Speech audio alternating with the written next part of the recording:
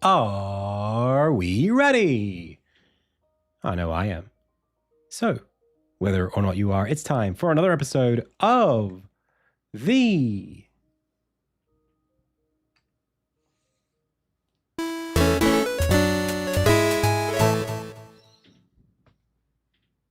Indie Tales Game Dev live stream. Hey, my name is Adam. You are the Pixel Pals. I've already said the name of the show, so without further ado, it's time to go. Welcome, everyone, to the Thursday edition of the stream. We're back from the United States. We're back for a day and a bit now. And I'm feeling pretty good. We're just, I've just been tuning some stuff with the audio on the desktop output settings. So let me know if the music is audible at all or too loud, too quiet. It probably should be good right there. Should be fine. Maybe there would be good. Voice sounds great now. Yep. I hope so. We had a great time. Well, I had a great time. I'm sure those of you who watched the stream had a great time over in LA. And if you watched the VOD from yesterday, I talked about it for most of the stream.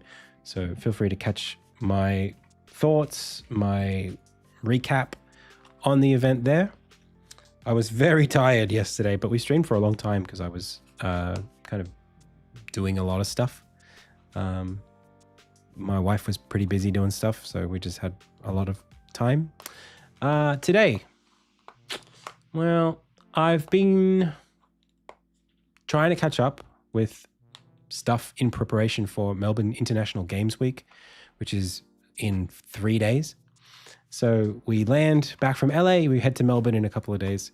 Mostly, I have been reviewing my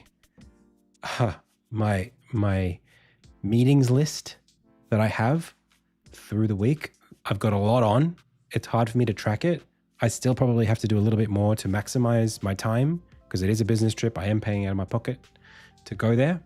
But there's really just one day that's going to make this all worth it. That is Thursday next week is the Play Now Mixer event. That is absolutely crucial for Insignia and its future prospects. It's going to essentially seal the kind of direction that we head for the next 2 years or so as we trudge towards release. Because I'll basically be meeting with, I can say this, the biggest publishers I could ever hope to be faced with for Insignia. I mean, the top, tippity top of the list of publishers that I was ever going to think about working with. And one or two publishers that I didn't even have on my radar who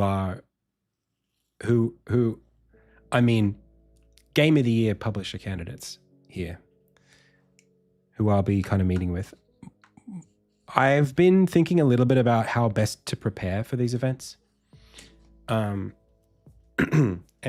one of the sort of sentiments that I've been trying to encapsulate in my mind and hold there is the idea that I've already done the work. The pitch exists. A build of the game is playable. It's there. People can enjoy it. My job is more to be a good face of the business and to show a vision, to share a vision for what I want to do with the future of the game and to see if these publishers are good fits for me, right? It's like a job interview. You're not there. It's not an audition. You're there to see if they are a good fit for you and if you're a good fit for them.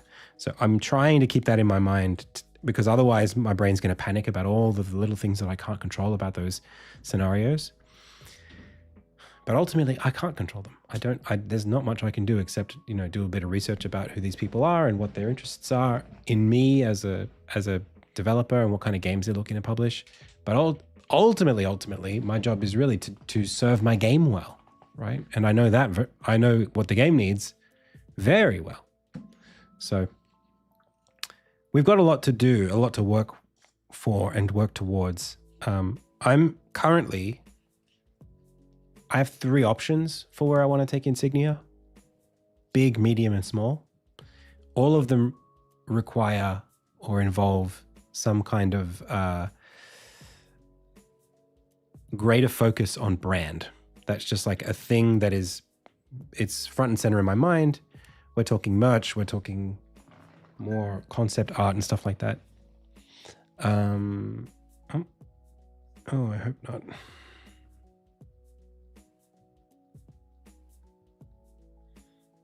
Okay. And so the last couple of days, I think just as I wind down from LA, I've just kind of wanted to spend a bit more time thinking about like my game, you know, the creative side of the game, where I want to take it, what that vision looks like for the IP, more beyond the video game. So I hope you'll join me on that journey today, picking up where we left off yesterday. I want to say a big welcome to everybody who's here in chat already. 31 people. Hey.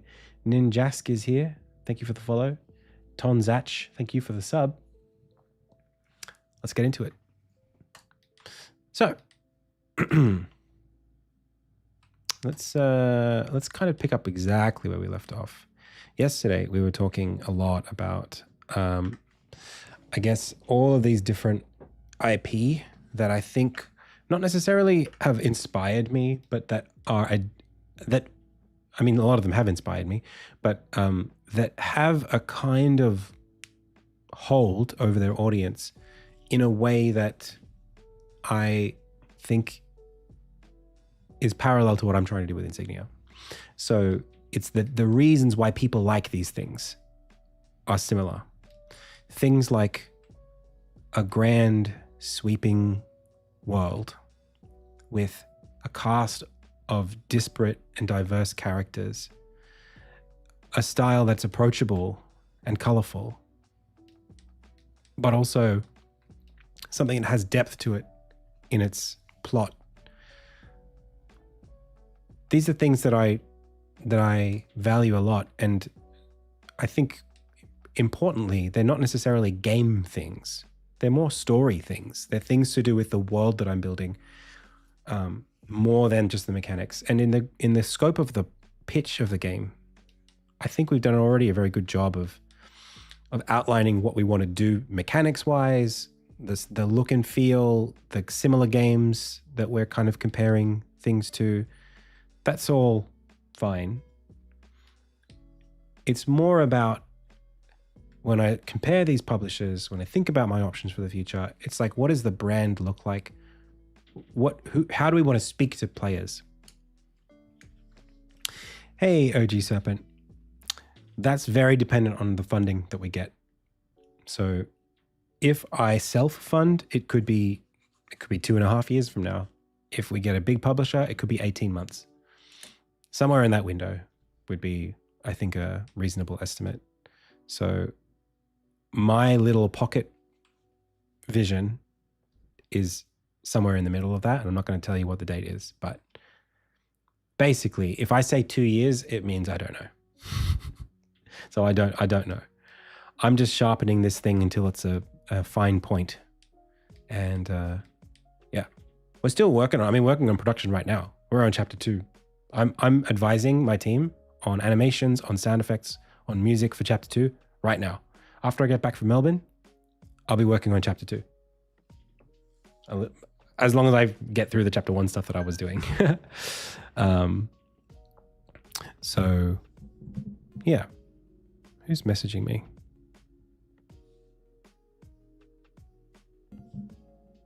Someone's messaging me on the GCap app. I gotta mute these. I turn my notifications on for like 1 hour and already I'm sick of hearing it. Do I know this person? Should I know this person?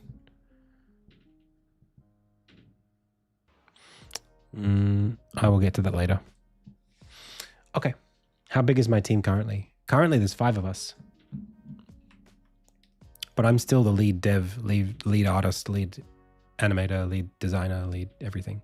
But we have a composer and a sound effect artist and 2 animators. All right. So back to this. We were looking at vision. And I think storytelling vision is something that I don't have enough of in any media. There's nowhere you can look to see this grand vision that I've got. And so I've started to sort of think about doing some really quick concepts that just give people an idea about like the grand epic kind of fantasy aspects of the world, and also the more cozy culture aspects of the world.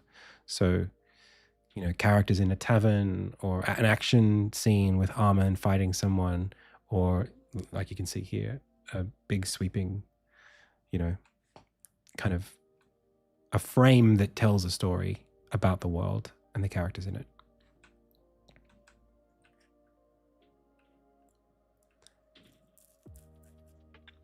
I think that vision is so important, and I don't think I currently do enough to express it. Especially, I think my art skills have improved a lot. I think my understanding of how to build a frame has gotten a lot better. So I'm just trying to think about that too. Like, hey, I don't want to rely on concept art from 2017 to talk about my game. Like, I can do concept art today that does a better job. So let's do it. Even better than like 6 months ago, you know?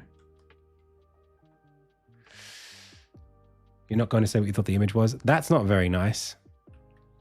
It's just the wrong color for you, isn't it? If I change the color, I think you'll feel differently about it.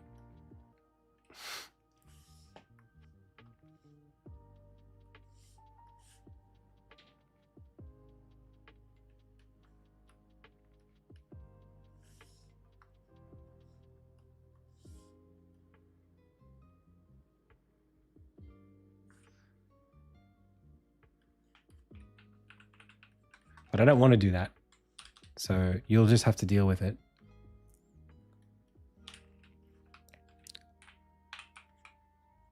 Lots of things in the world are long and pointy, mostly towers.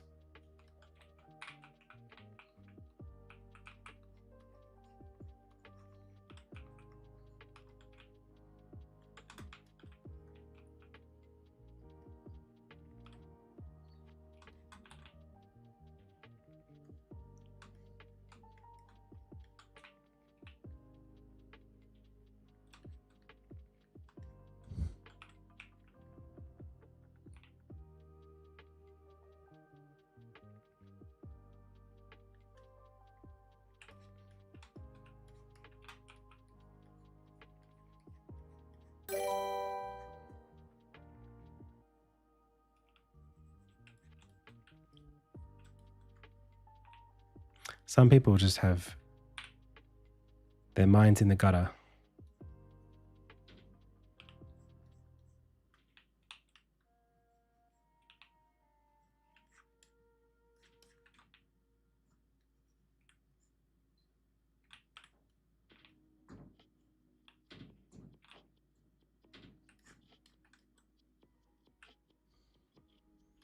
Long and pointy was not what you saw?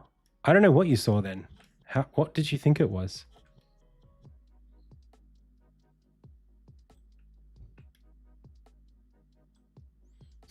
I don't want to know either.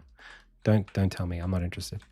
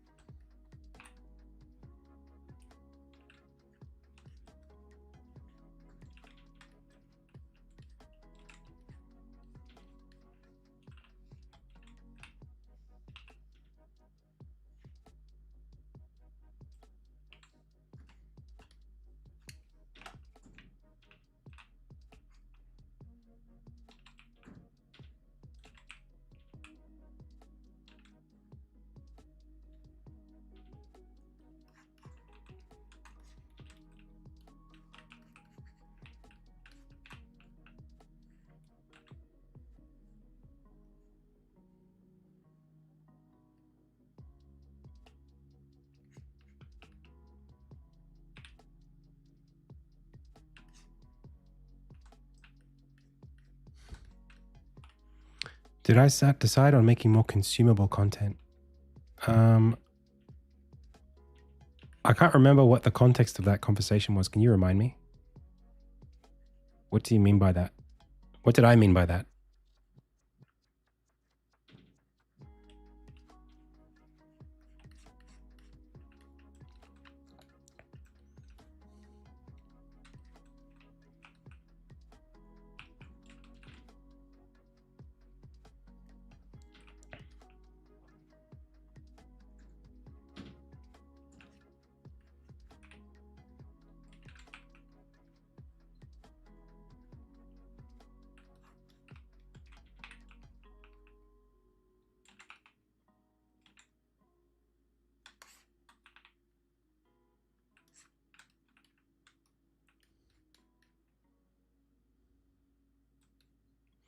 It seemed that you determined that generating interest in the game meant that you needed more things that potential players could help get excited about.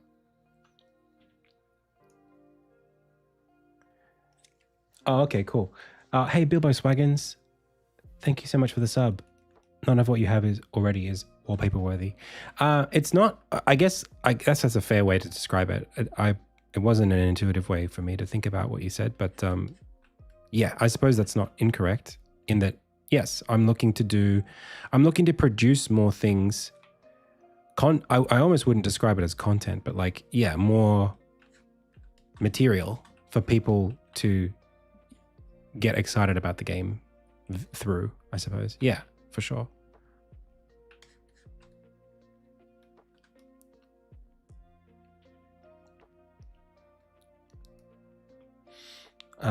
And it's not just for the sake of that consumption. It's also just to demonstrate what I'm building. I just think that those things should accompany what this is, you know?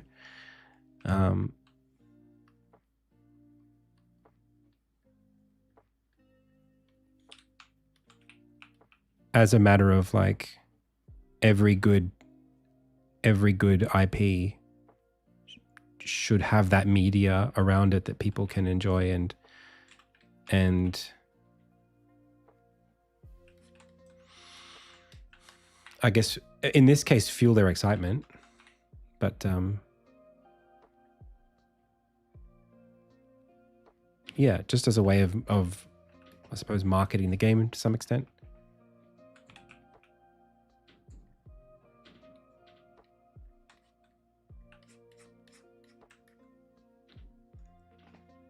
Can I ask how many wishlists you gamed? Over 2,000 through the week.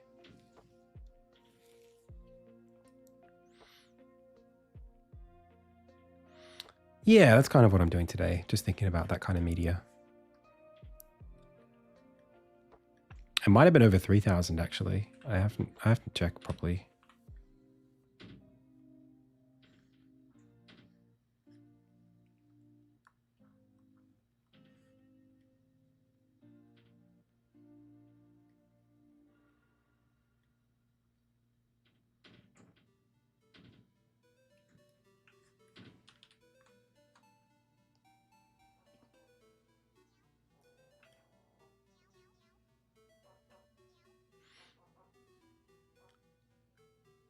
Will there be a relaxed mode? I don't know. That's very dependent on the opportunity that I get as I'm working on it.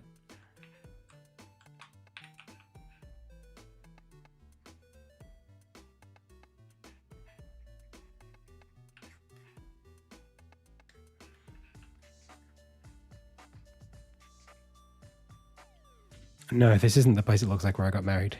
I didn't get married in a desert. Hey, Dudeman. Welcome.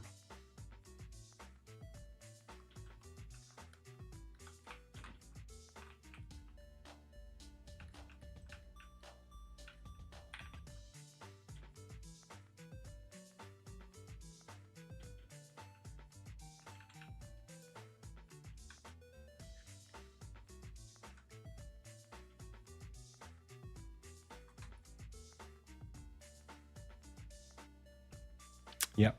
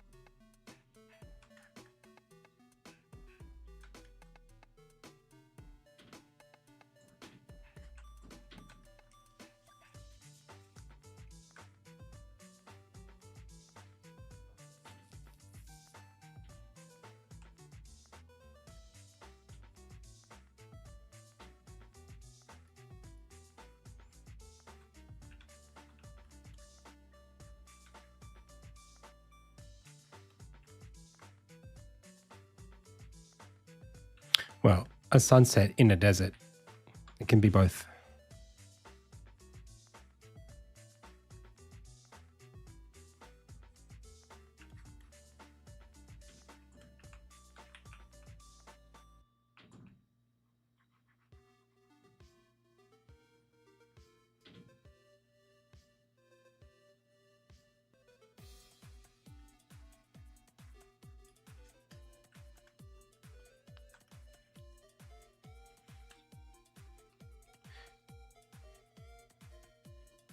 I can play it a little louder.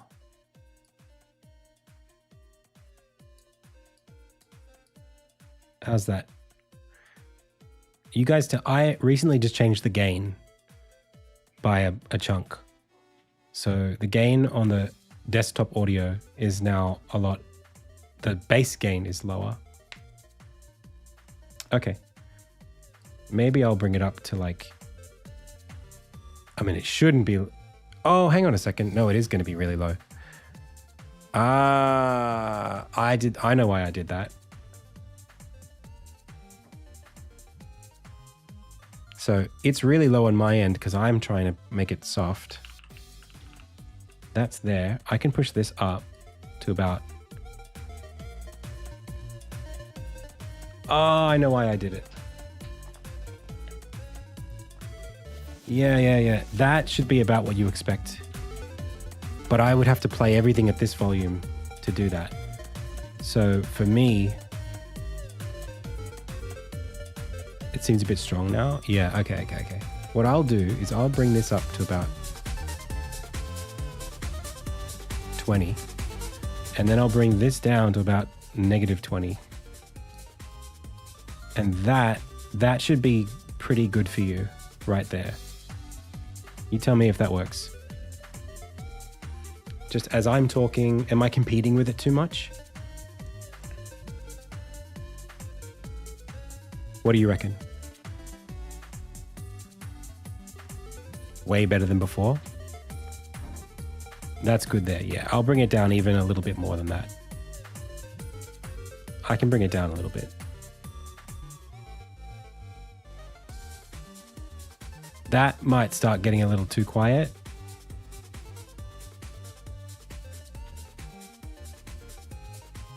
I can go a little lower. Now it should almost be too quiet. How's that? We'll play with it. Just keep updating me.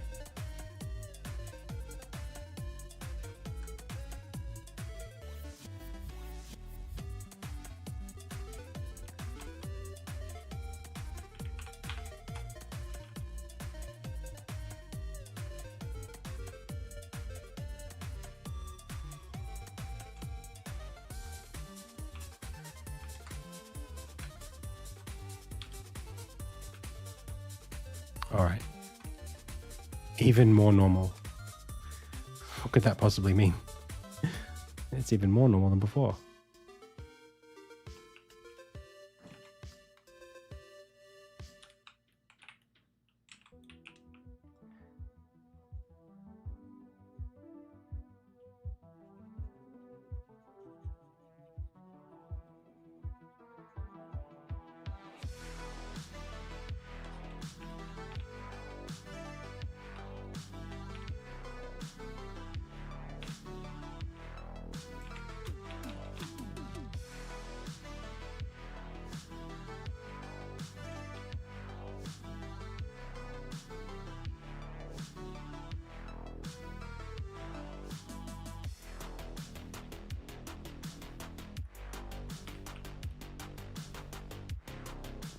Kick me out of the band. Unless you live hardcore. And the legend of the rent was way hardcore.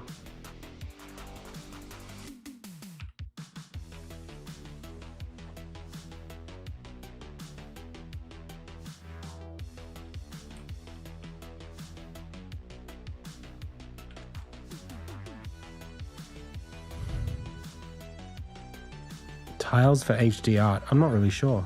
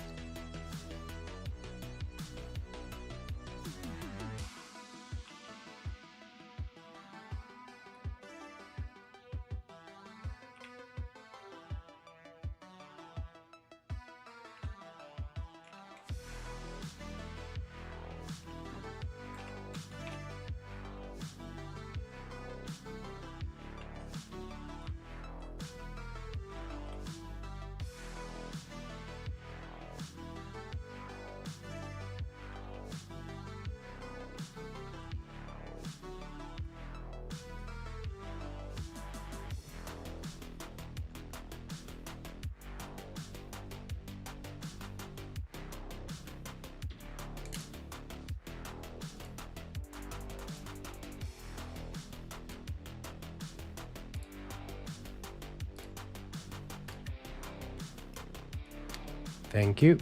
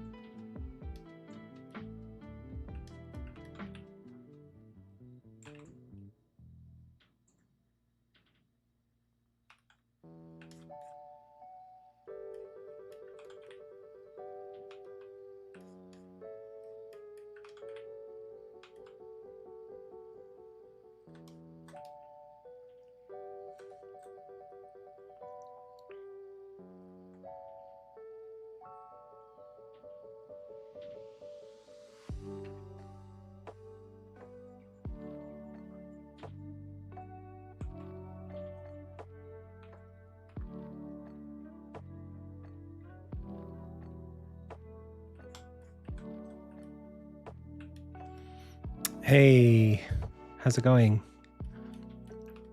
Welcome.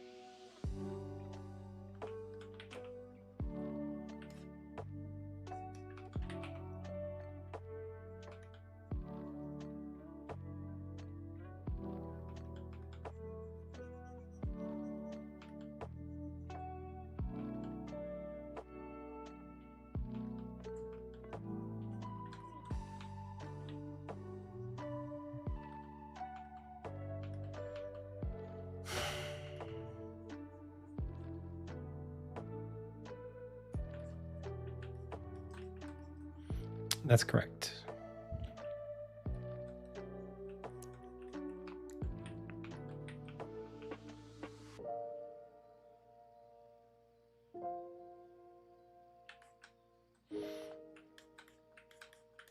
Yeah, I'm thinking about it.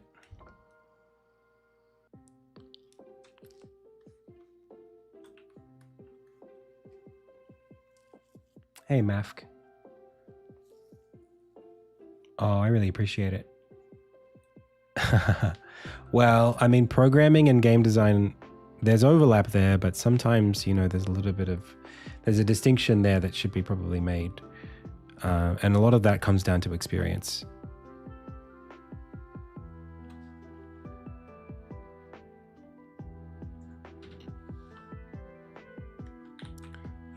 It's one thing to know a lot about developing software. It's another thing to know about designing games.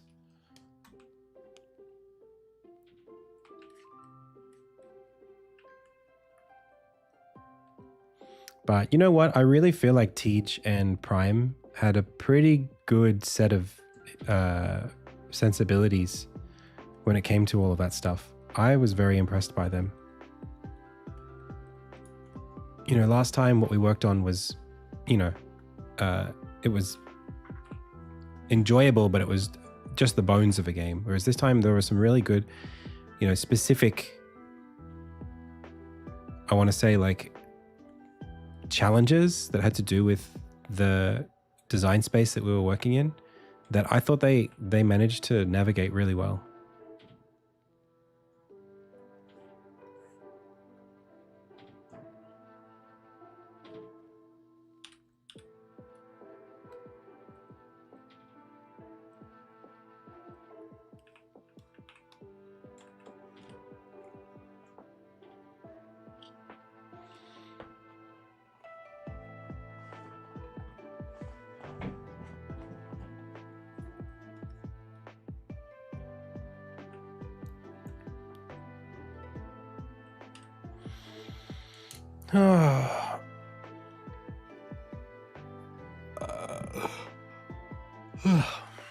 I just realized that I don't want to burn myself out. I just felt very tired all of a sudden. I just thought, hang on, are you feeling okay? And it might be time to just slow down a little bit and just make sure I'm feeling okay.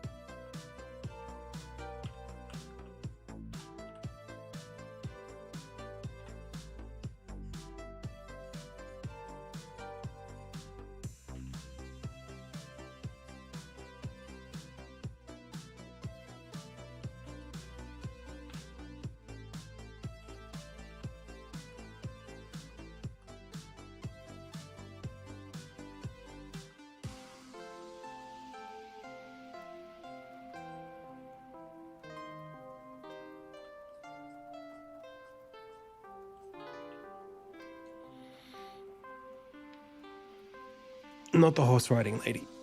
No.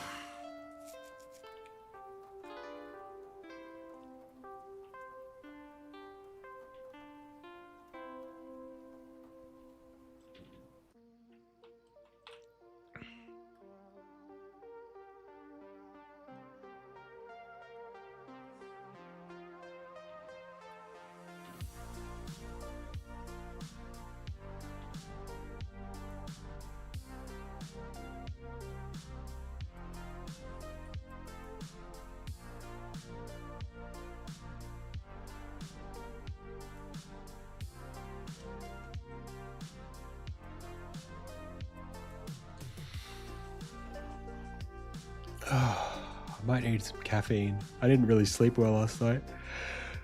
I'll be back. See you in a bit.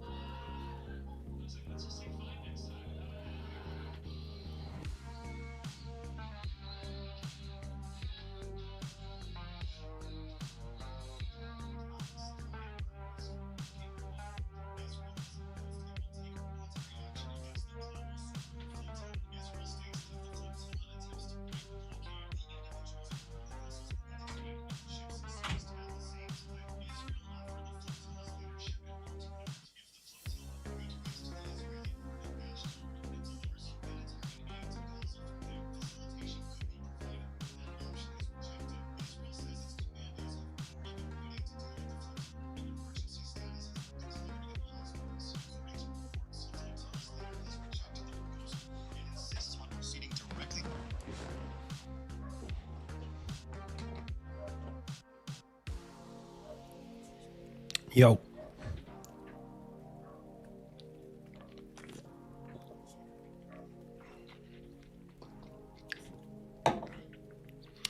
Mate, you don't know anything about this game. You don't know any of the characters. You don't know how many women are in this game, mate.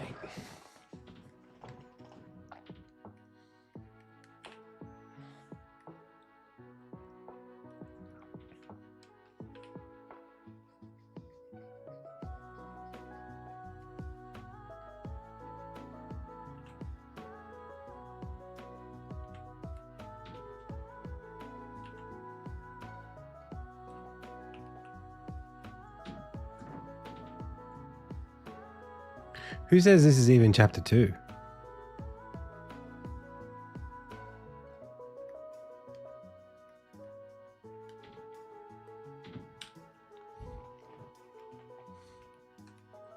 Name 50 women right now or get cancelled.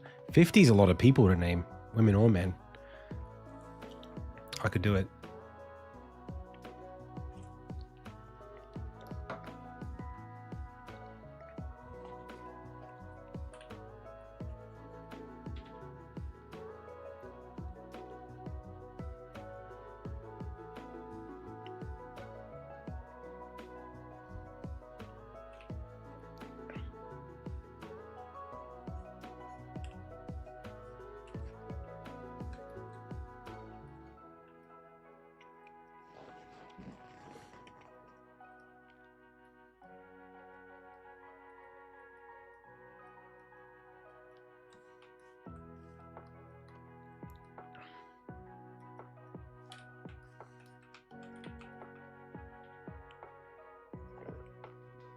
Pardon me.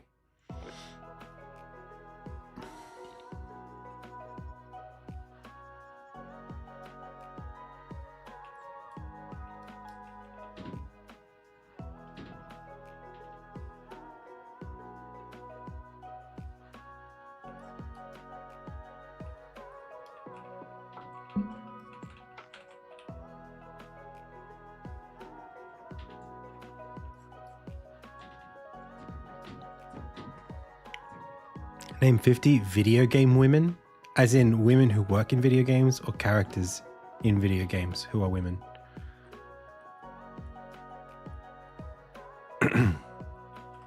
Lara Croft. Laura Croft.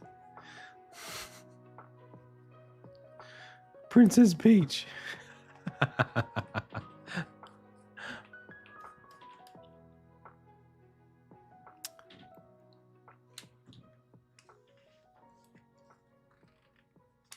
I might be able to name 50 characters who are women in Final Fantasy alone.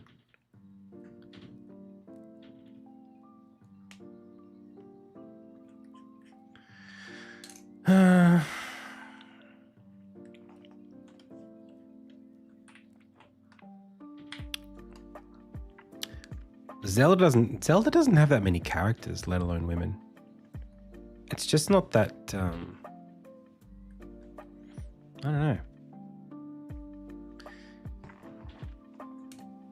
Oh, Zelda, the character, is a woman. That's true.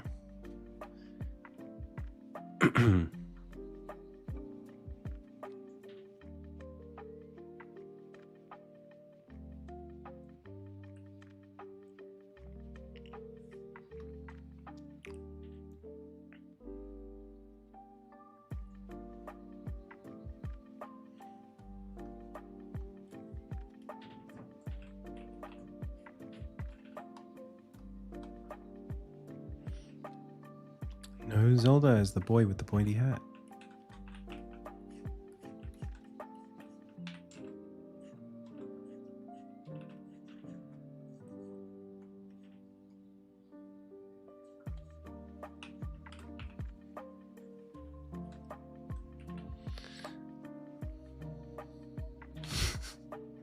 I can't believe they made Zelda a woman. Woke.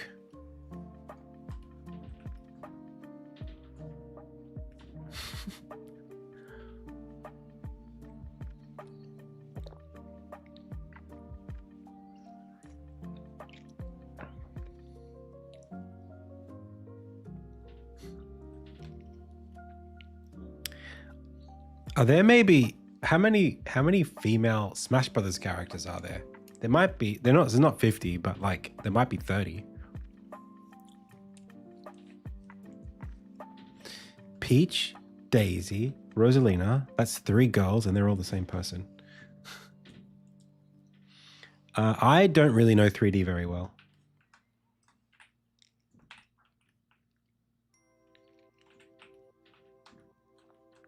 Samus, Zero Suit Samus.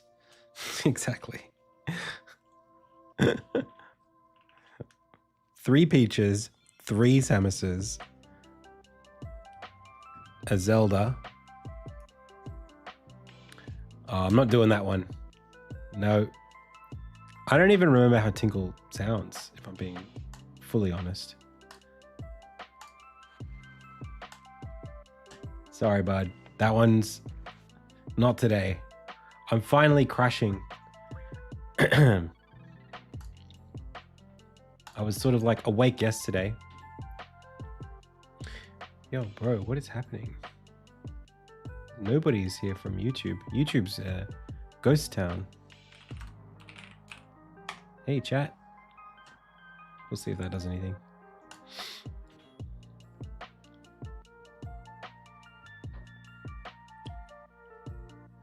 One of the ice climbers? Yeah, half of an ice climber. Nana.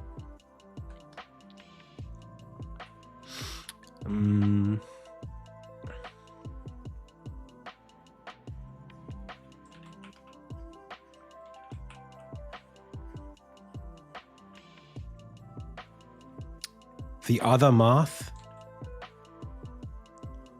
Lucina, she's a woman.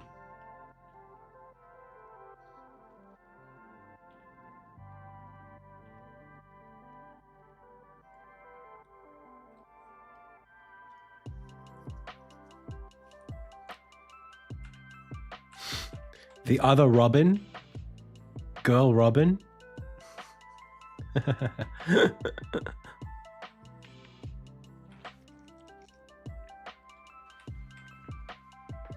Piranha Plant, probably a girl. Yep. Pikachu, voiced by a woman.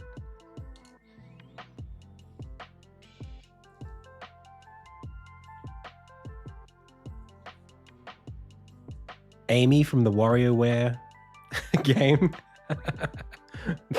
the trophy. Not Amy, Ashley.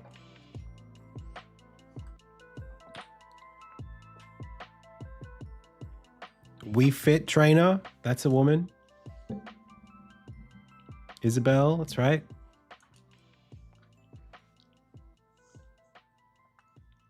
The Golden Sun character. Female villager. Can you play as Alex in Minecraft? In Smash Brothers?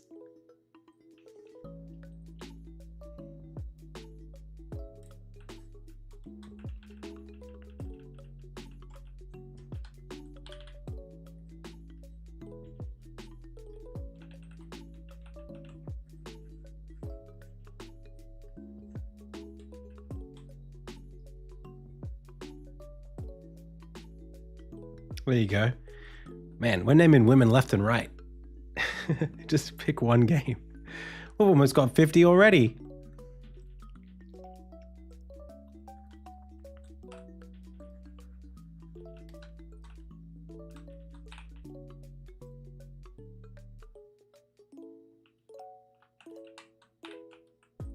Pyra and Mithra. That's right.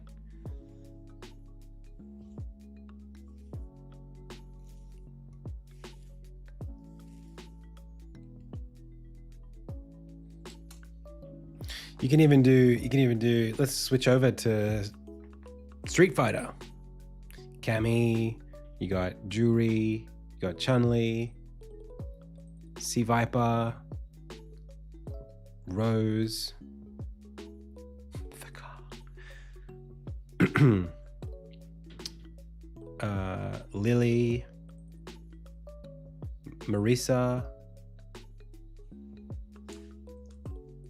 So many women.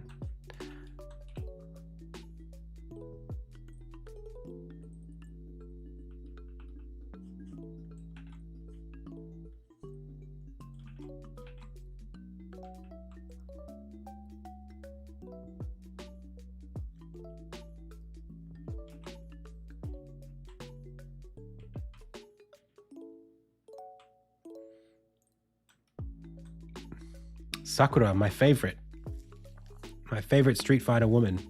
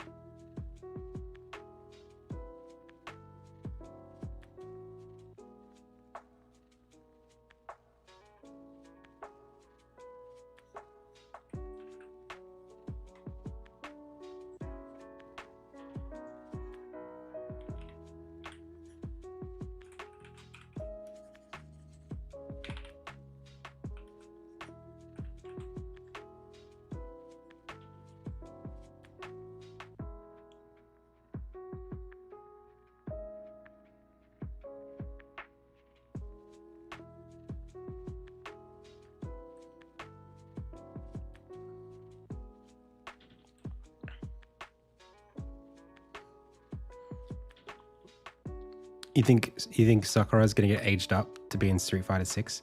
She's definitely gonna be in there at some point. They'll push the red button, the Sakura button, make money button. But yeah, I feel like they should just keep her young though. Like, just the character is designed a certain way, you know?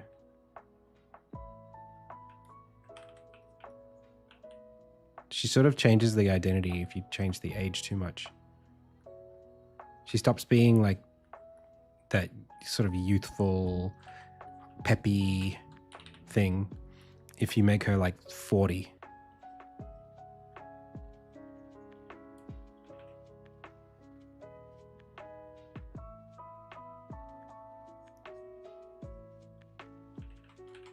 Just doesn't work as well. I didn't really like her appearance in Street Fighter 5.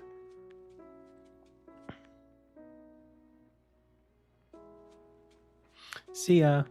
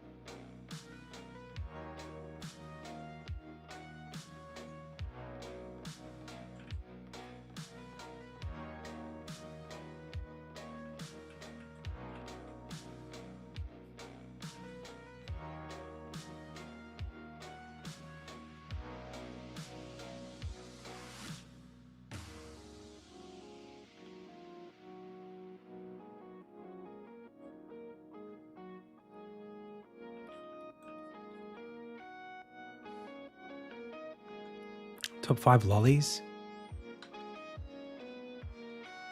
It's a tough one. Dude, you know what? You know what slept on? Chomp.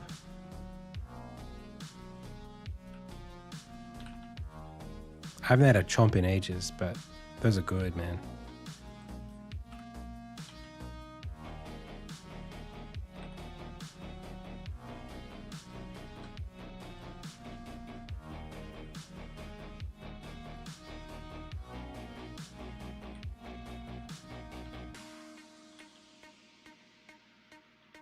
Curly Whirly Gang.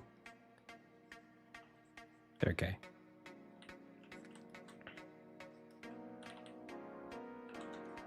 Musk sticks are pretty good. They get a bit old after a while, though.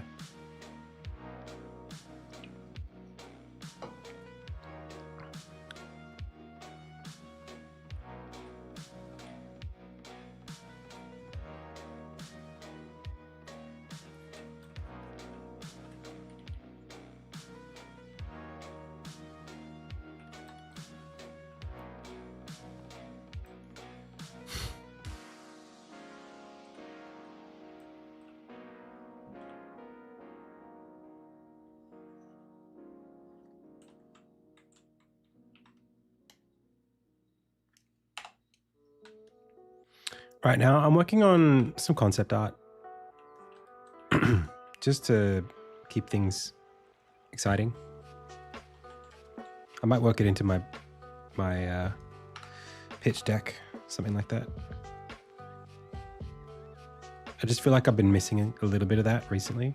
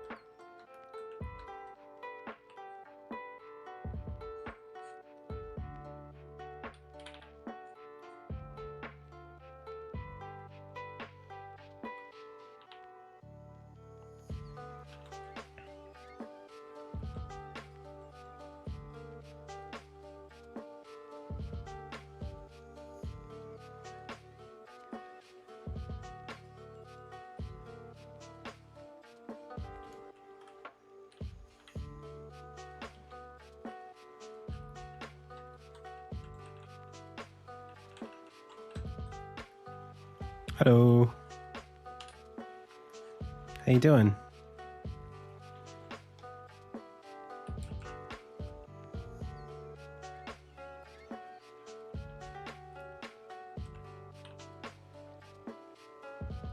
I might actually not have Armin in this shot.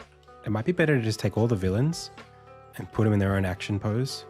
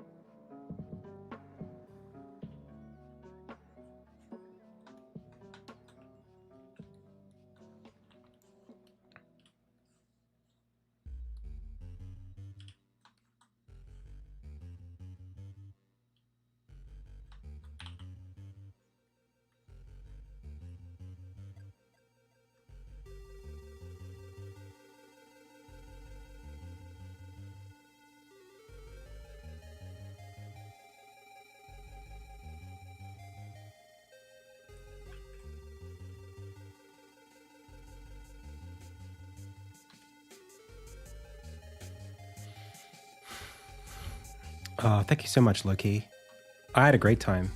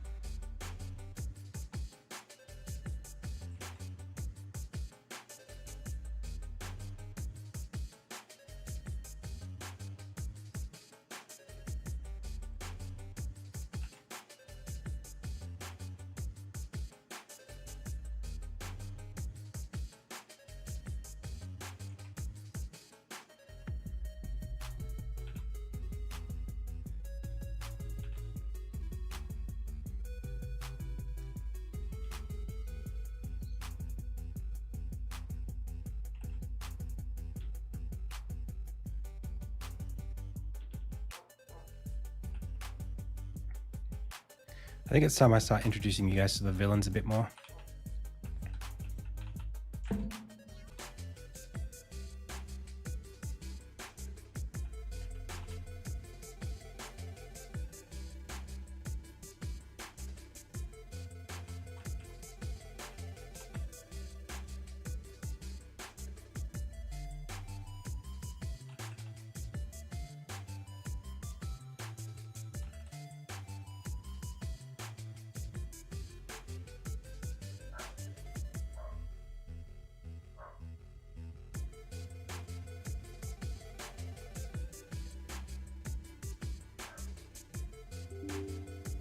What? Okay, Unity.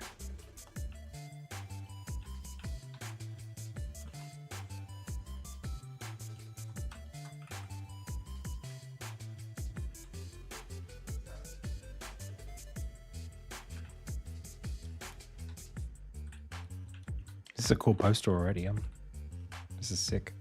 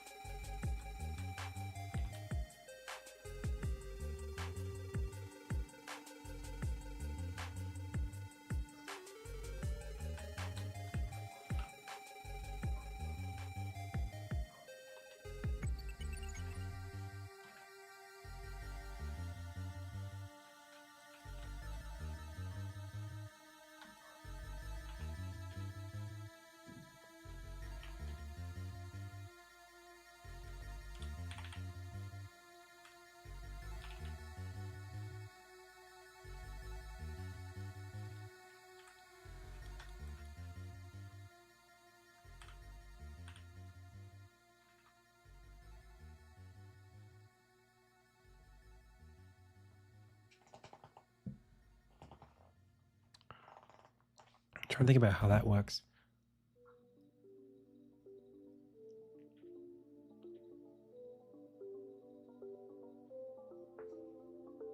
Yeah.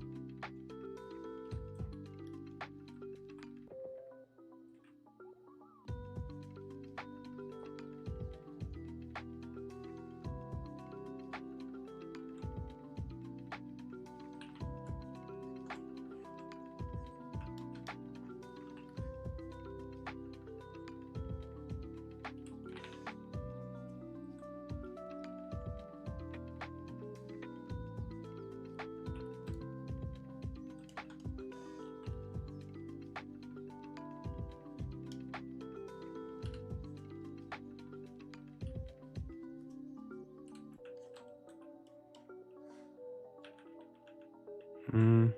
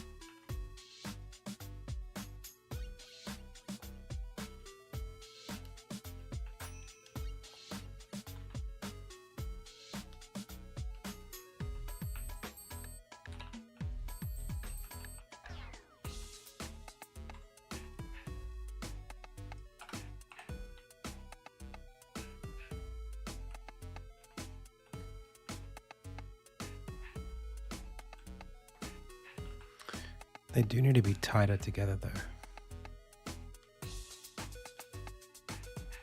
I think if I bring him up.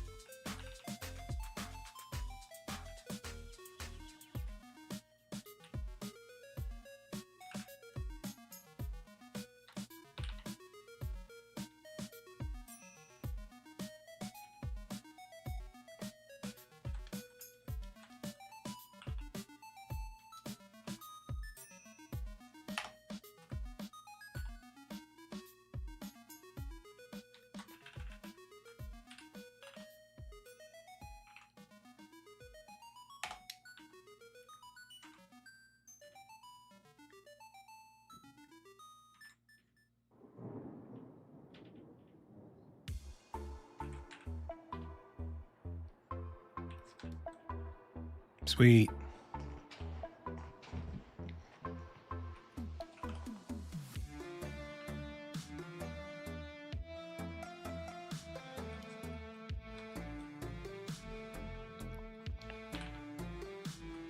I've gotten so much better at this. Then, do you want to see the equivalent of what this is 20 years ago? Not 20. What am I talking about? 8. Feels like 20. Actually, 8. The equivalent of this, actually, it was like, I might have drawn some of this stuff in like 2017. There was a shot that I did of all the villains, and they've changed so much. They've changed so much since then. But my ability to draw them has also changed a lot. I want to do a few more like...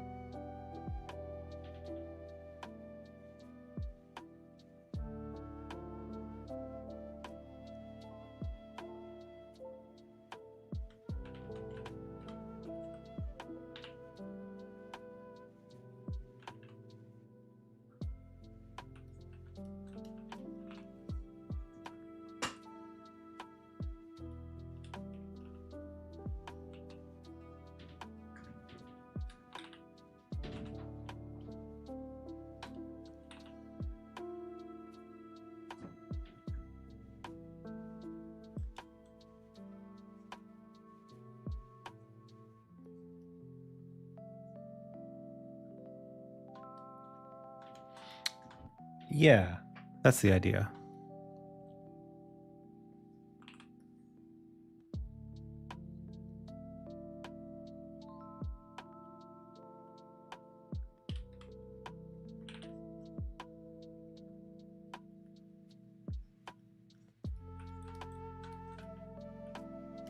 What do you think so far?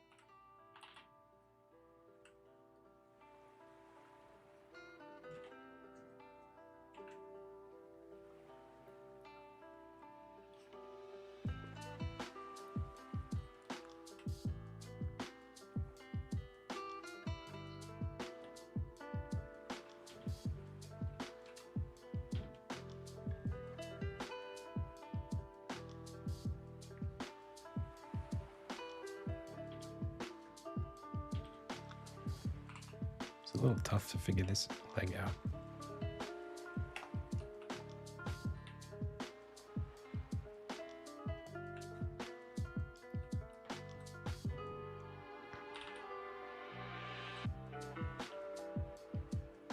I feel like I had it better before.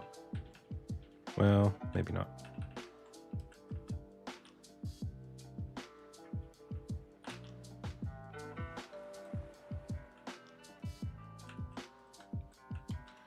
Let's try Rekka one more time.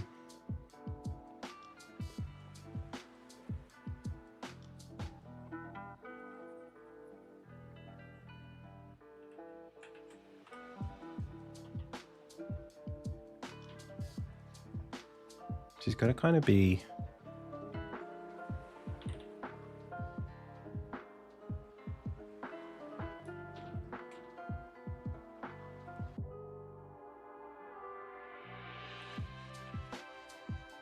but I think two hands is a bit goofy. So then it ends up being again.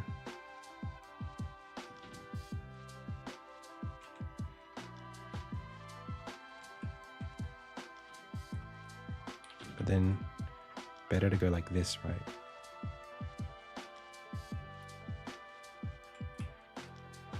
So like arm back here, 1, 2, 3.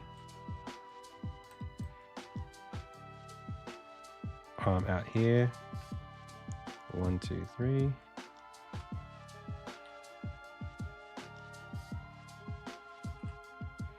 Maybe leg crossing over. Other leg back.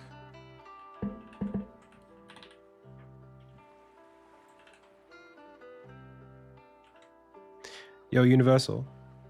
Just confirming. I don't know if you're still here, but if you are, you gonna be at PAX?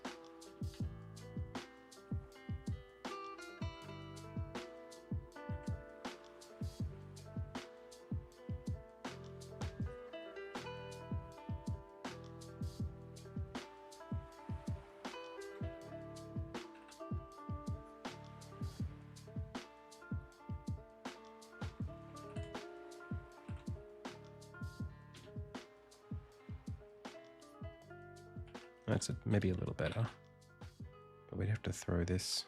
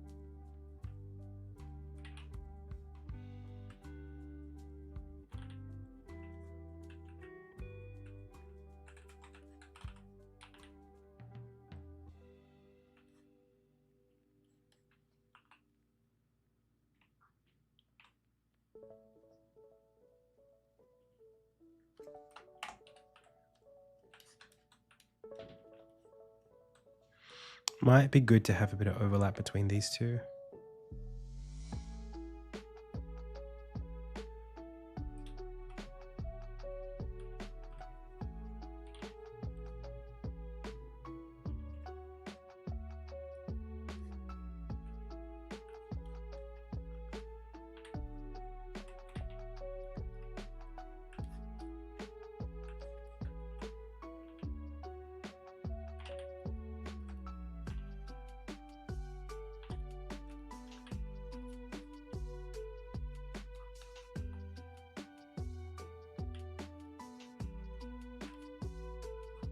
That's better.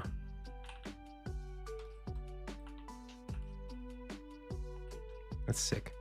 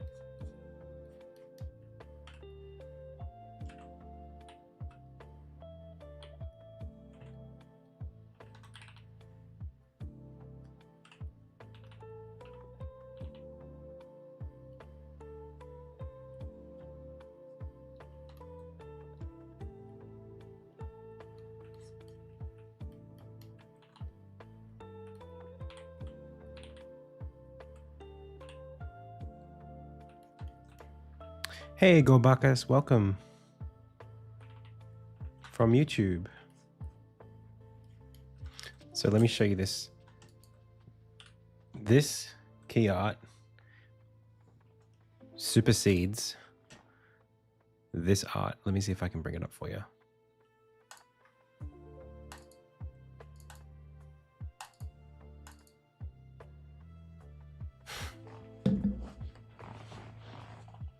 It's actually crazy when you see this. If I can even find it. What is this?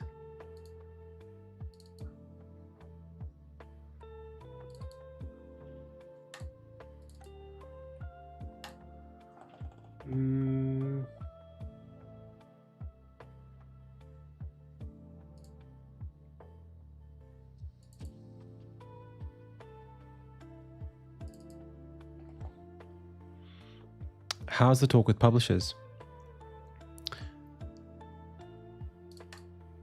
Why can't I just open this up in this?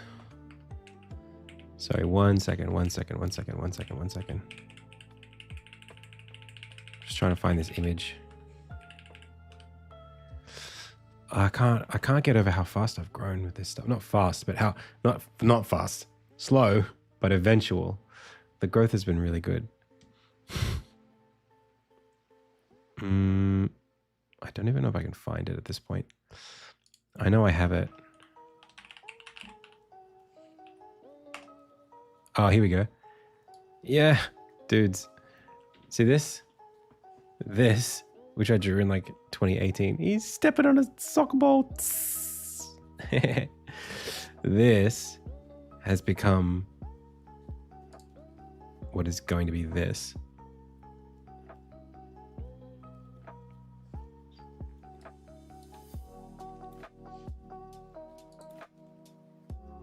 This guy, I'll show you what their sprites look like.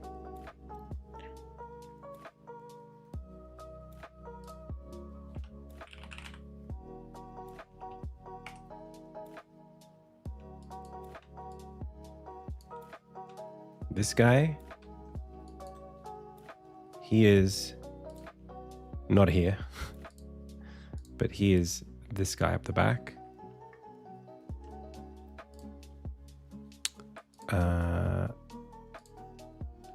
This character is what this character turned into, and then got changed one more time to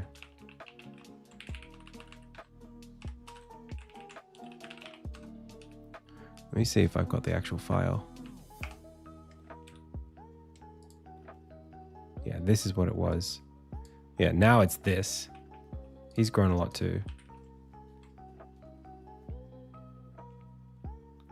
I gave him more of a cape.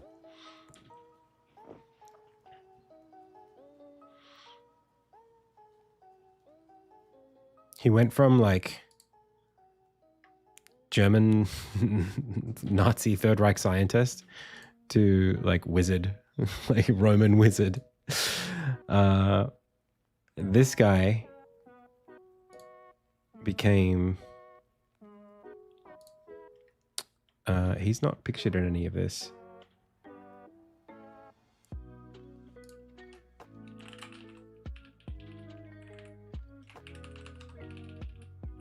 Became this guy, who's more like wily, kind of emissary assassin with his personality.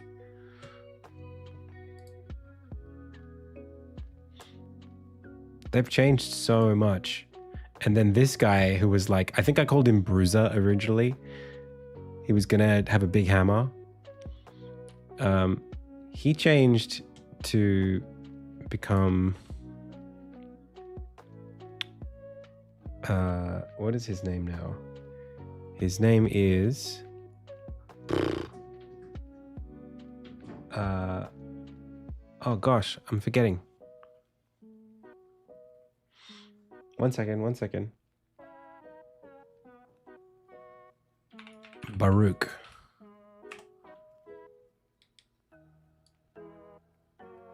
And now that's what he looks like.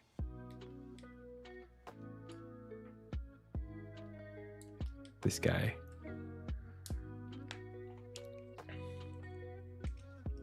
They've changed so much from this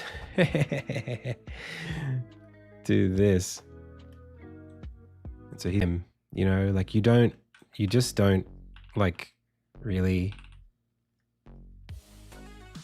it's not obvious, you know, that things are changing until you look back like how many years and you go, oh, older stuff. I still think I'm like stuck in that space. I forget that I can draw well now. This is going to be promo art for the game, yeah. Like, I forget that I understand perspective so much better.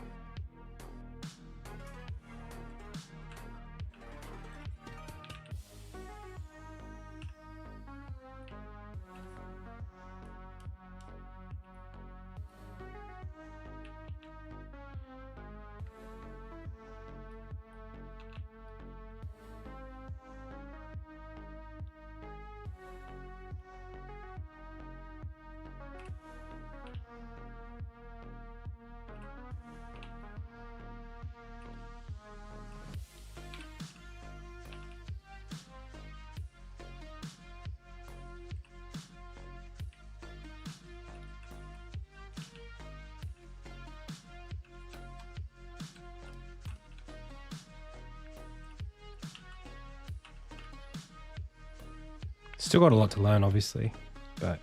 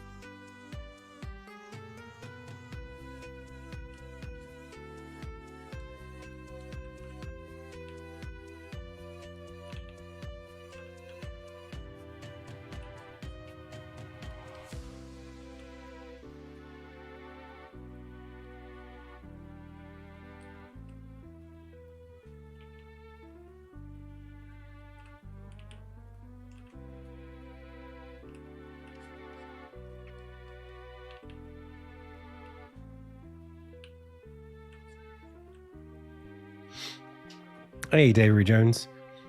Do I feel like a holiday? Really badly, actually. I'd love a holiday. I'd love one.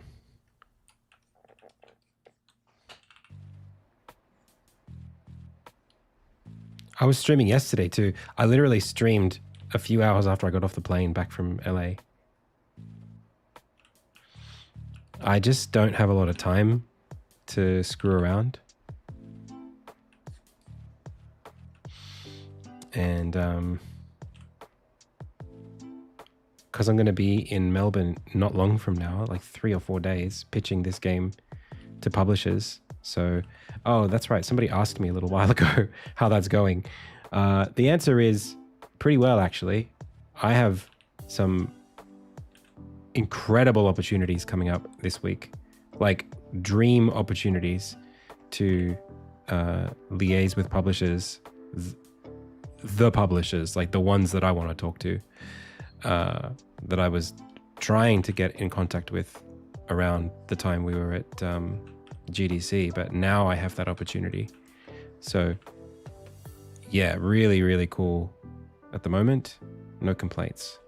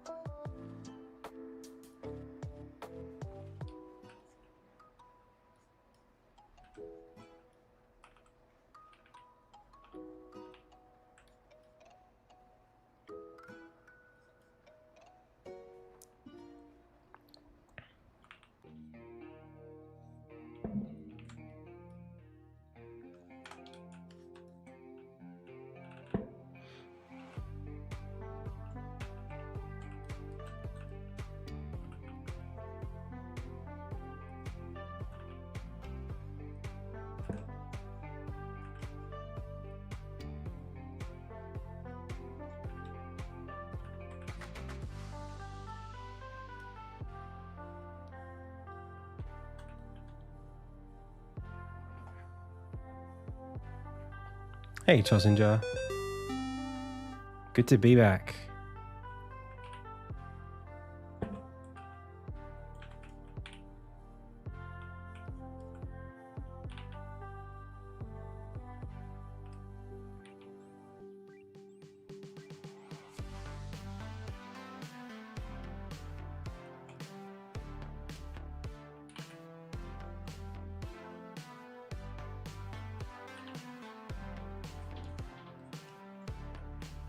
I'll leave that for now.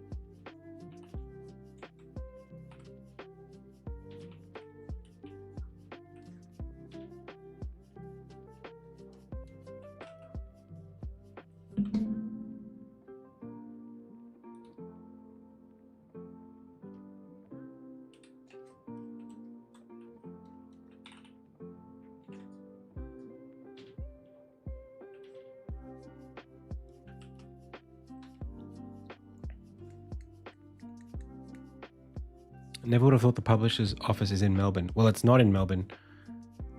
Hey, Chen. Thank you so much. Oh, that's amazing.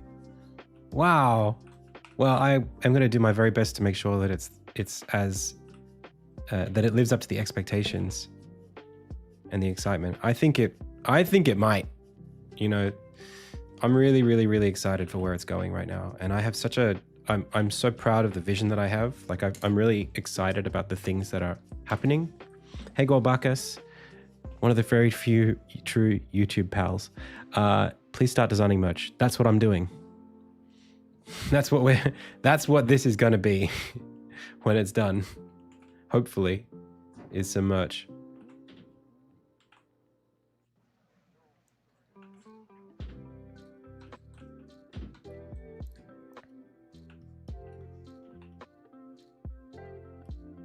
But yeah, so to explain what's happening in Melbourne. Melbourne is not where the publishers reside. Melbourne is where I will be meeting them, because there is a conference on, and they'll be at the conference.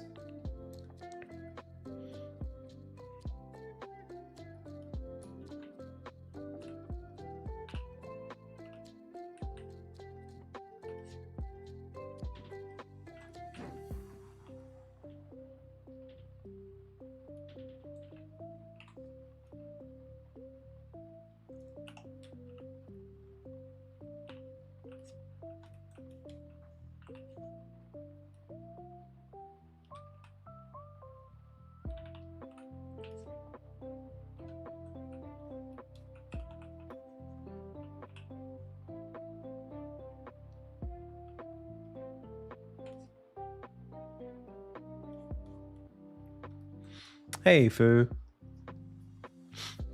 I do have a happy tone in my voice. I'm happy to be back from LA, and I was happy to be in LA while I was there as well.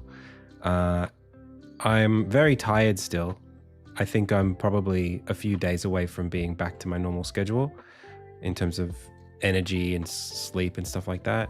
Not because of the hours, because I was on Sydney time while I was there, but just in terms of like, you know, it's a big context switch to be suddenly on the other side of the planet thinking about other things when you were thinking so hard about something else for an entire week. So yeah, but I think honestly, I feel like being away from Insignia for like 9 days straight, so close to Melbourne when PAX is right around the corner, was actually really healthy for me, because it meant that I got the space to think about the project from an outside view. Like I was so fixated on getting a demo ready, like an updated demo that had new features in it. And I was fixated on that because that's what I happened to be working on before I was leaving, just in terms of the dev. But I actually don't think that's that important. I've only got 20 minutes with each of these publishers, so they're not gonna have enough time to see the innovations of the world map that I've been adding, and that means nothing to them anyway. They haven't played the game. So I don't need to spend 20 minutes sitting there with the game in my hands, playing it for them, saying, look at the game that I'm making. Instead, I feel like they just need to see that the thing that's in the pitch deck exists and works, and the rest of it actually has more, I think way more to do with the business pitch. You know, not the game pitch. I think the game pitch it's whatever. So yeah, working on the tower kind of, I feel like it really helped me do that.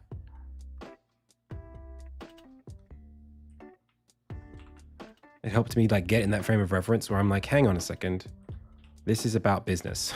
This is not about is your game fun? Like the game will be fun, you know, and that's fine.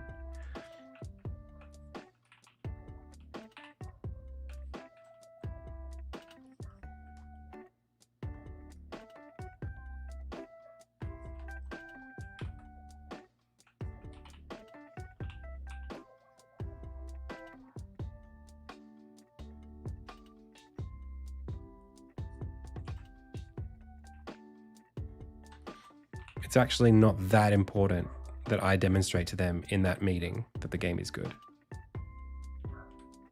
And a lot of these publishers are actually, they work at the scale where they don't even, they publish games before there even is a game a lot of the time.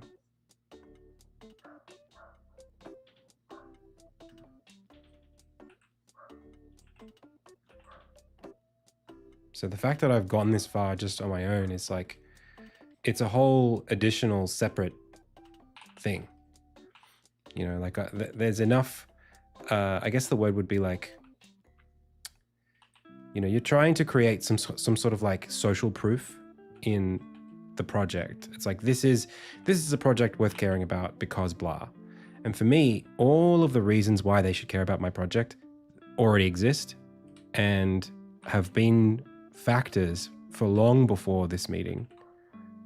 You know, the social media stuff and YouTube, like the fact that I've been working on it for so long and haven't given up, and that it's growing and that people are more excited about it every day, and we've got the wish lists happening and all that stuff's great. So I kind of don't need to have that conversation that people, I mean, I don't think I need to have that conversation as much that a lot of people suggest when you go on Reddit, which is like, have an elevator pitch. Like, I have an elevator pitch, but like the elevator pitch isn't what this is about. You know, I'm not making a new action roguelite, you know.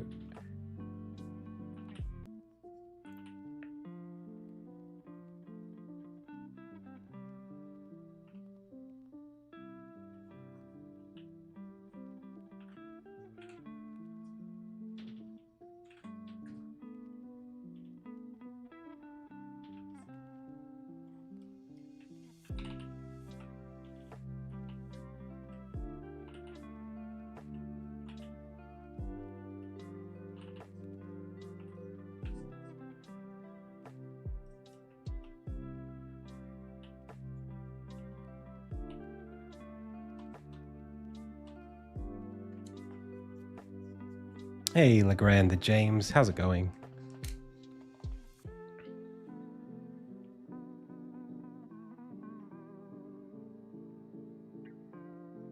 Yes, that's right. They're actually, the thing being pitched when I go to Melbourne is not the game, it's me.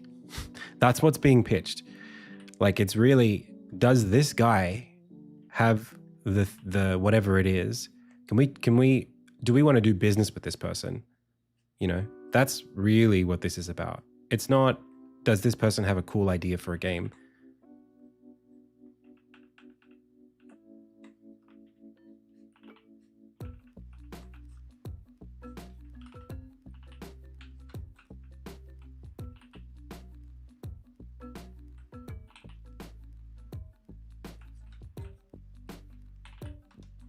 That's right.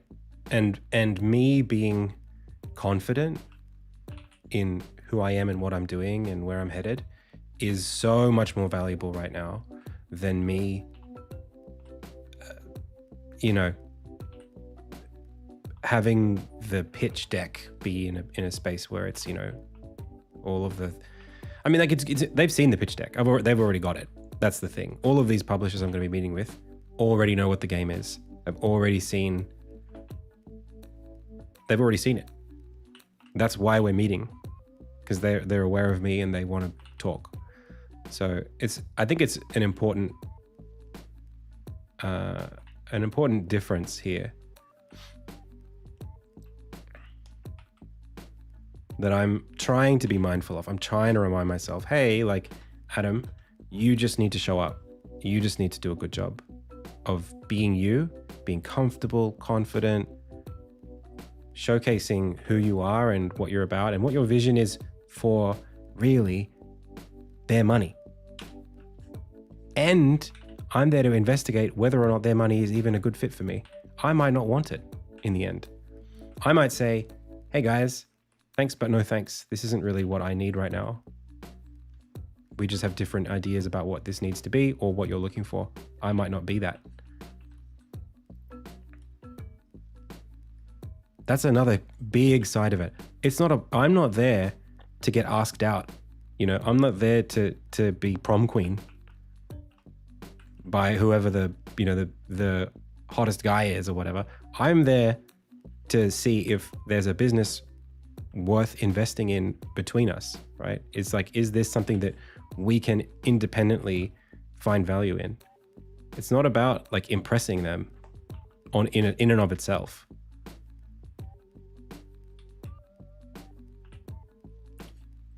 They also have to impress me.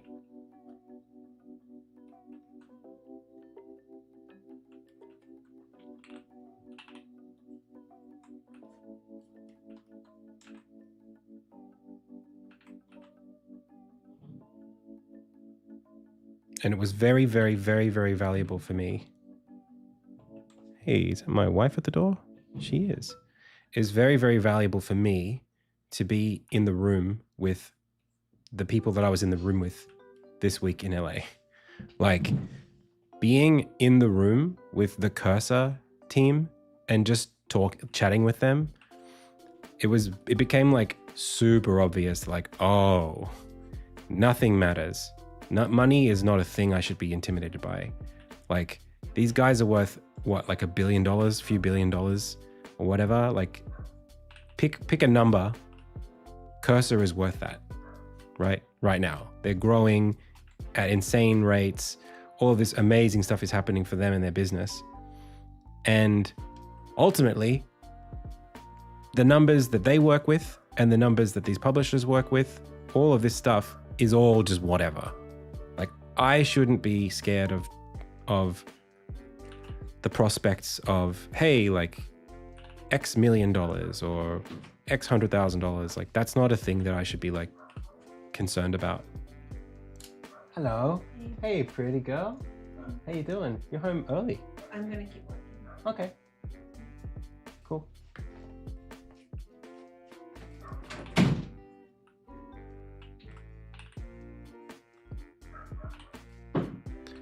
It just put a lot into perspective for me, you know?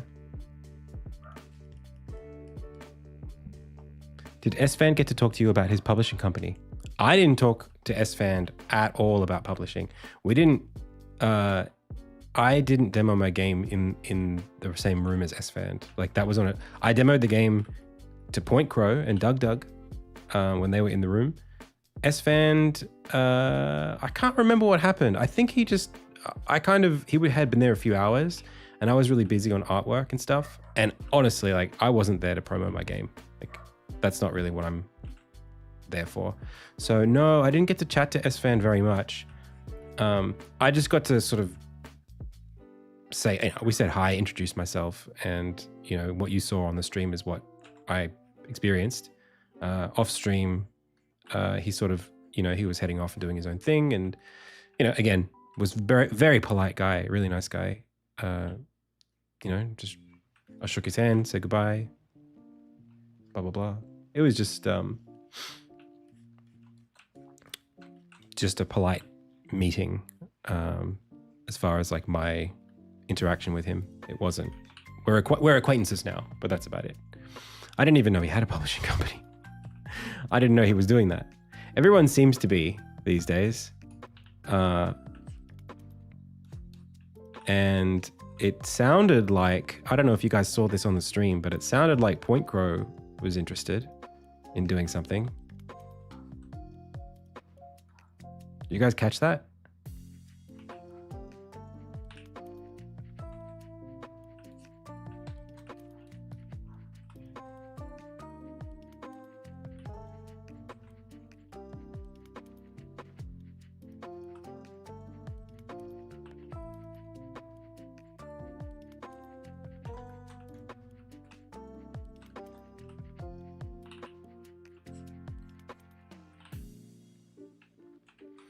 Point Crow was like, well, if you're looking for someone, I mean, as I mentioned that I was going to Melbourne for publishing to pick up some publishers, he was like, well,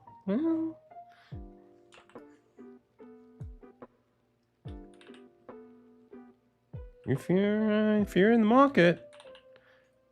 I was like, okay, Point Crow, we'll talk. I think there would be a really good overlap with his audience. I mean, he plays Zelda a lot on his channel. You know, if you're a Zelda creator, and you want to get into funding some games, funding a Zelda game is not a bad idea. That's what my game is.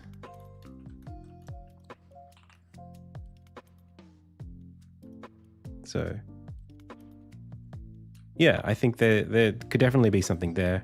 Not to put words in anybody's mouth or make any assumptions, but he seemed interested. So if that happens, that'd be awesome. I'm not even, like, I'll be honest, I'm not that familiar with his content. I've only really just sort of perused his channel a little bit.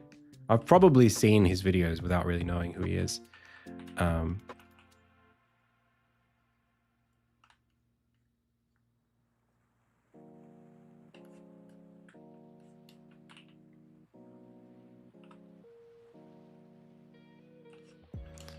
Dude, this shot is coming together really well.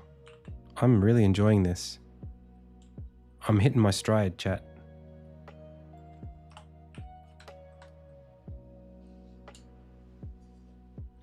We're talking Point Crow right now.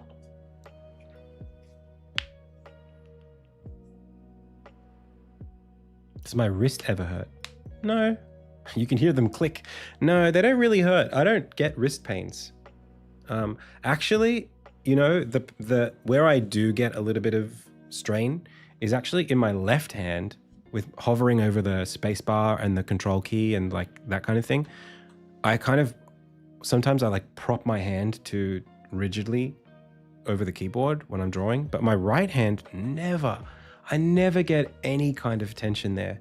I think it's because I mostly don't draw like with any kind of fixed, I don't know what the word is. Like, I don't need a lot of pressure for what I'm doing, you know?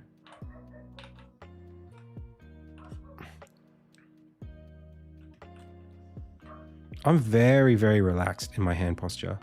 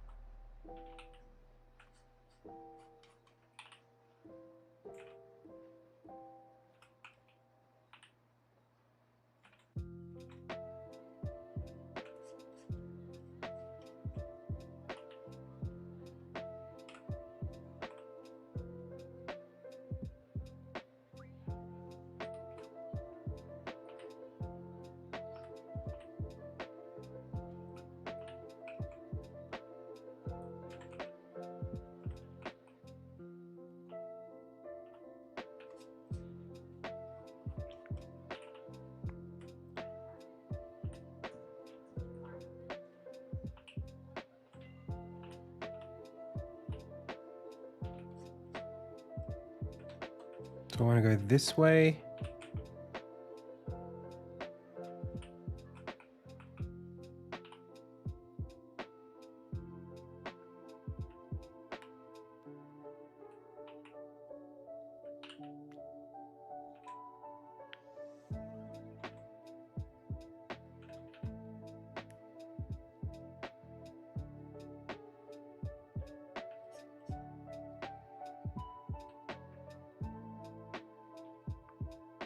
Or do I want to go head down?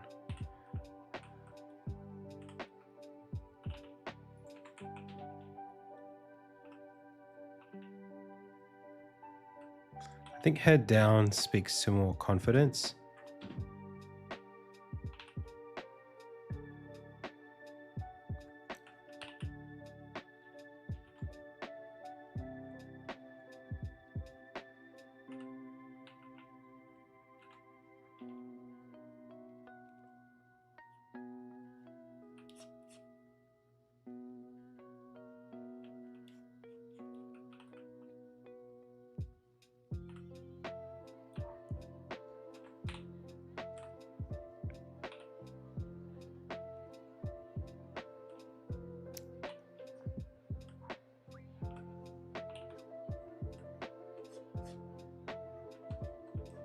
Head up is more vicious.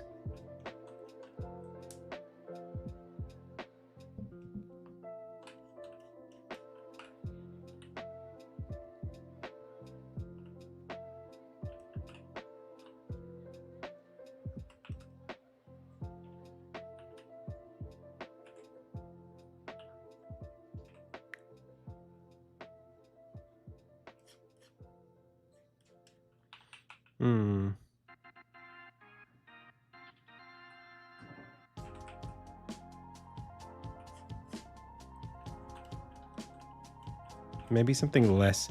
I might not want her to be too menacing.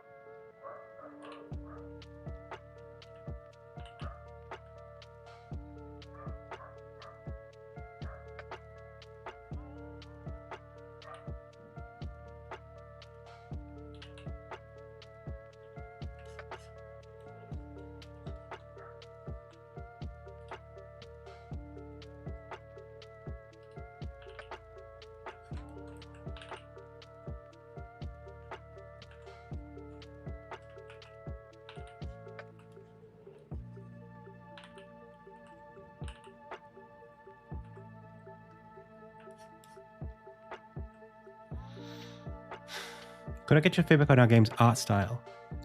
It's on Steam. Pardon me. It's on Steam and we're farming wish lists. Sure. Yeah, really quickly. Do you have a link?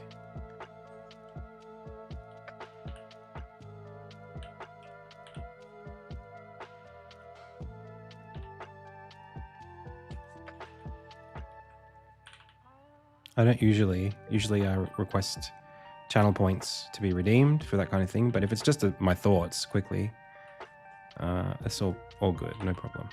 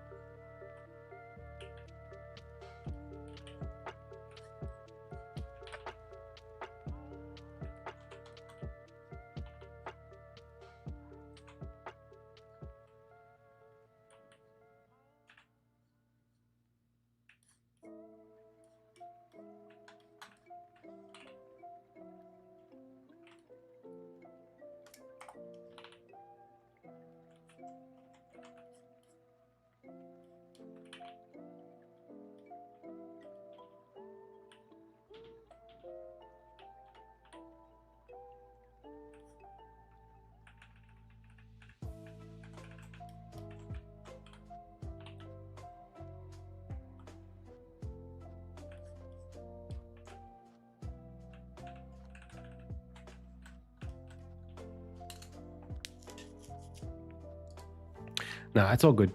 I don't mind. You caught me in a good mood all of a sudden.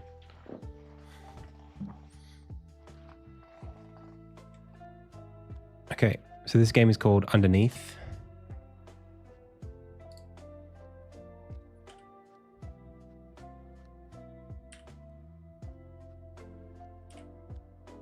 Kind of reminds me a little bit of Nevermore.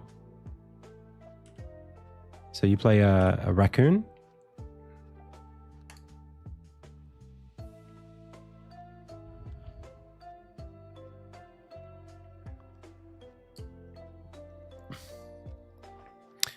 Honest opinion, I think the art style needs a little bit of work in terms of generating something that feels consistent. There are things that I like, but a lot of those things don't coalesce with other things. So this textured thing that's going on here, where there's a lot of like materials that are being used and then it's almost like photo bashed. I like that, but I don't think that it's reflected across the board. Like this book, this gradient down feels very undertreated by comparison. When you've got these really textured stones here, cobblestones and path, and like the bin's very textured, all this is super textured, and then this is like super flat. I think leaning into the thing that makes your game unique is probably going to help here. So having that texture be something that is throughout is not a bad idea. I also would just be pretty careful about the anatomy of some of these characters. It's one thing to stylize, but you have to sort of stay within the bounds of what works as a drawing. I mean, I have struggled with this and I'm sort of, working on it. But like in this instance here, this guy, his foot and the weight of his foot relative to the rest of him doesn't feel quite right. Feels like maybe his hips would be here. So I would expect his leg to come all the way out to like maybe here, or for this one to be in further. There's just something not quite consistent with his top half and his bottom half feel like two different sort of perspectives, or maybe it's because of the coat coming all the way down to here. That's where I would expect the hips to be. But really, in an animal like this, the hips would be up all the way up here. So maybe like you would unbutton these two and have this flare out a bit more. Have this thigh not just stop here, but go up before you reach that point. There's just little things that you would do. Like if I was drawing this guy here,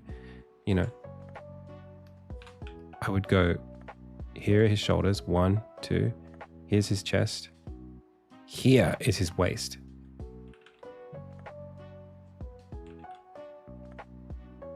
So this would be one, this would be the other leg, and then his knee is still around here, not quite where you've got it. You could still, I mean, I would probably bring this up and then go like this. Or even bring this over this way, like I was saying before. You can still, I mean, it's anthropomorphized, so I understand what you're doing, but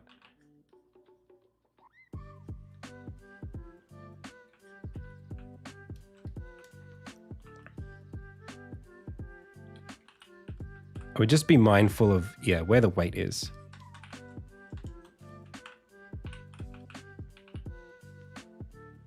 What's going on here? 20%. Why are you doing that?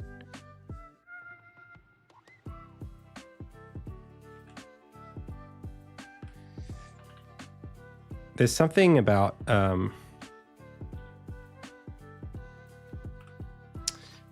I want to say the difference between anatomically correct and photogenic. That's also worth mentioning, which is this idea that, you know, it's okay. Sometimes it's possible for you to have like aspects of your character that are not, you know, you might want to change the proportions. Like maybe you do want the chest to be like up here or, you know, a bit longer. That's fine. But the photo that we've taken of him with the coat all the way buttoned down, it's not very photogenic. The silhouette's not, it's kind of, for me, it feels wrong. It doesn't feel like a stylistic choice. So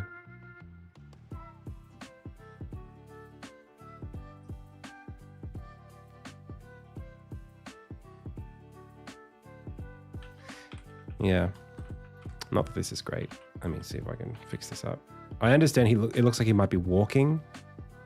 Maybe he's supposed to be the other way. Maybe this foot is supposed to be in front and he's in mid-stride. I'm not sure, but I do feel like right now the weight's not quite right. You know, if you wanted it to feel like he's walking, maybe even that to me is a lot stronger.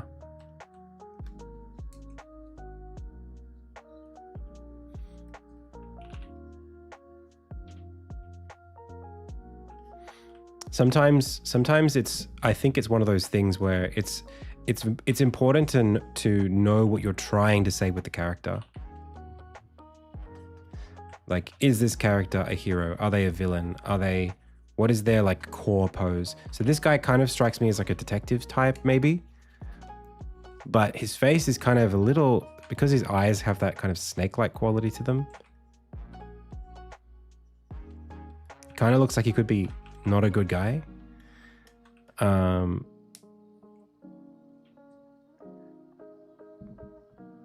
So how does his pose then reinforce or contradict what his face is saying? That's what I would just be conscious of.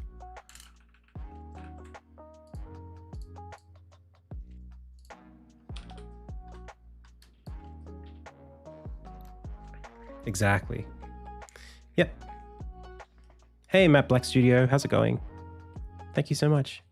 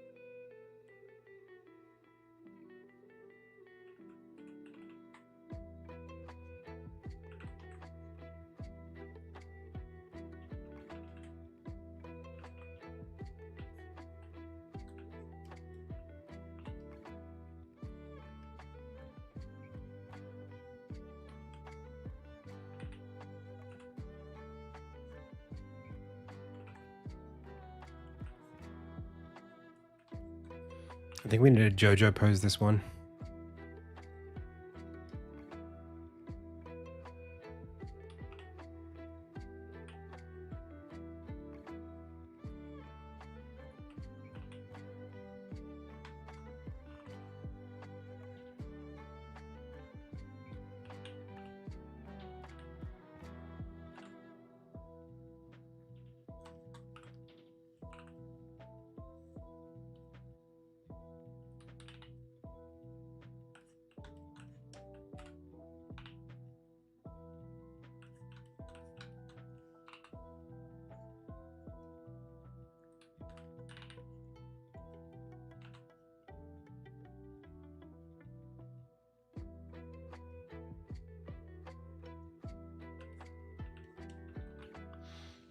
Hey, Software Artificer, welcome.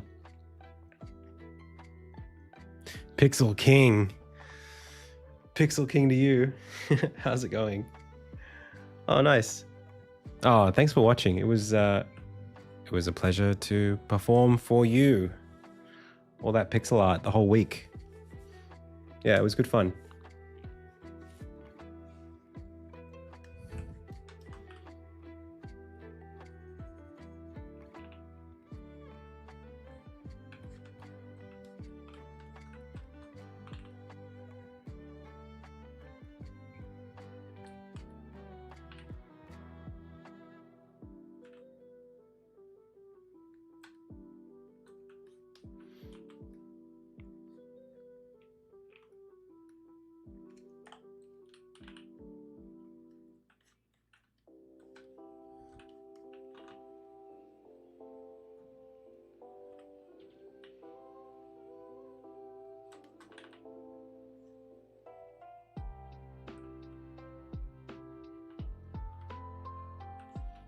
Don't forget, all these characters are animals. They all have tails.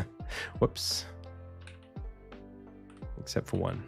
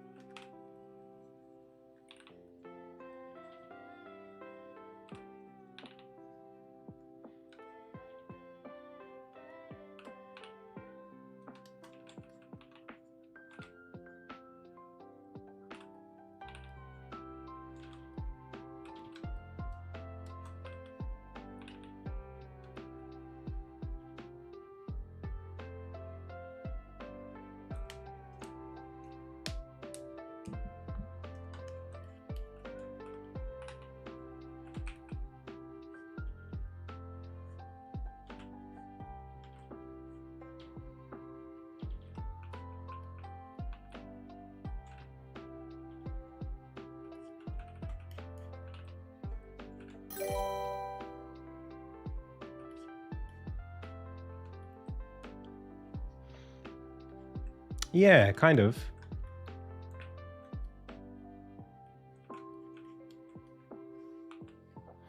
I'm just making a lot of key art. Maybe you might want to buy merch of it one day. Just exploring that. It's been a while since I've done any key art on the game, and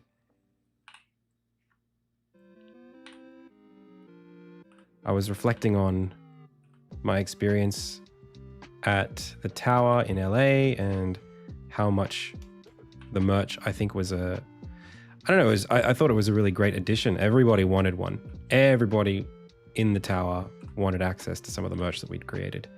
And I was thinking to myself, I drew this merch. Why do I not do merch for my own game?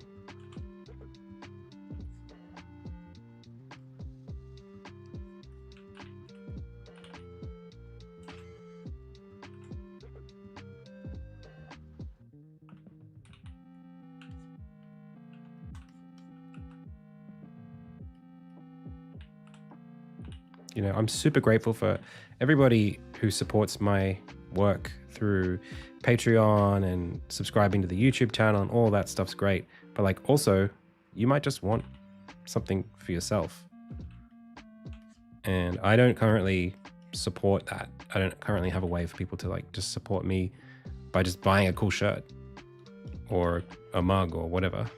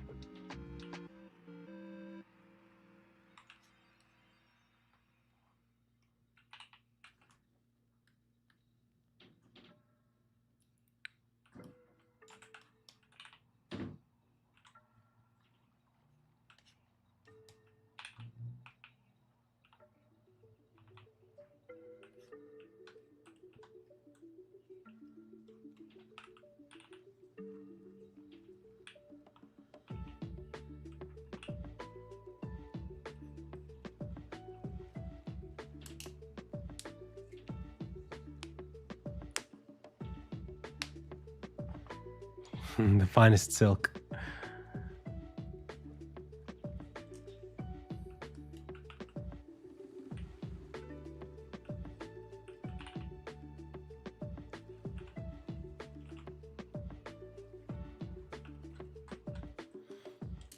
Like, would something like this in a poster be something that you'd be interested in?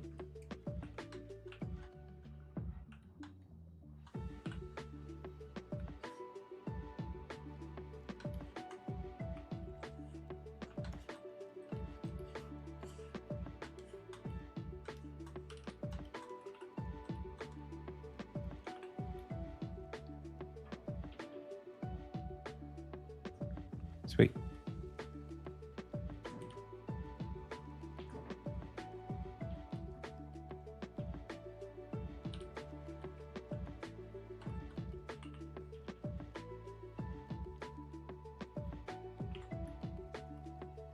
And what would make you interested in the characters? If you had to say, like, what is it about things? If you've bought merch before, anybody in the chat, or about anything, not for games specifically, but what is it? Is it just cool designs? Is it knowing the characters, their role in the story? Like, have you ever bought merch for a game that you didn't own yet? I suppose that's a question.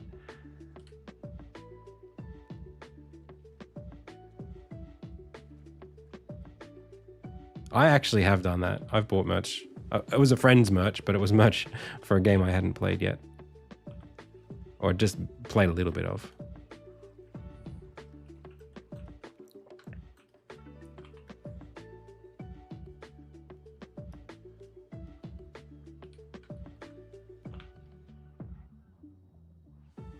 I think I've done a really good job of what I'm going for here, because all of these shots could be cut up into their own things.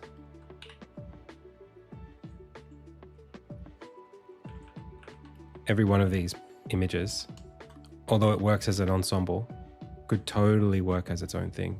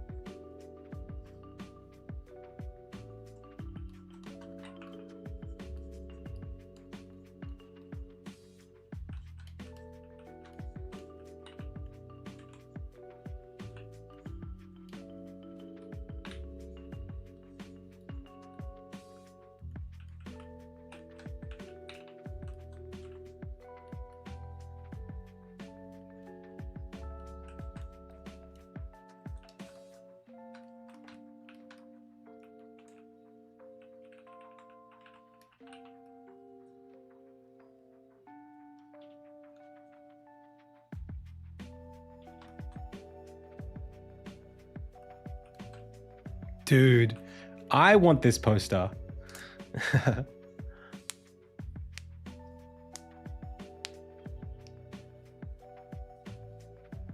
Damn.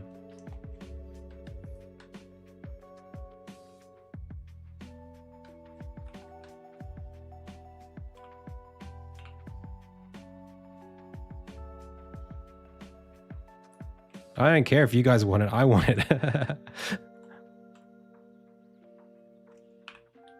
Oh.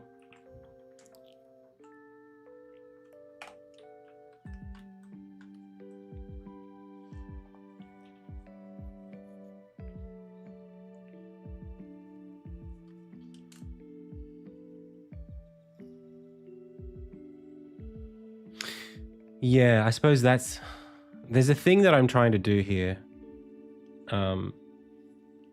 When it comes to the merch, there's kind of two things. One is like give people who are excited about the game a chance to be excited about it and to express their excitement. That's one thing. The other one is to generate excitement.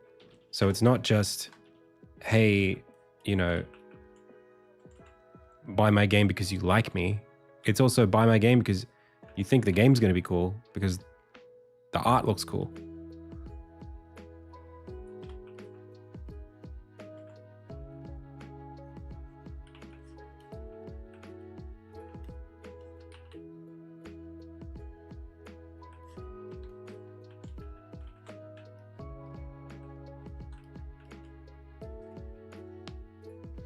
Wishlist Insignia on Steam for the real ones.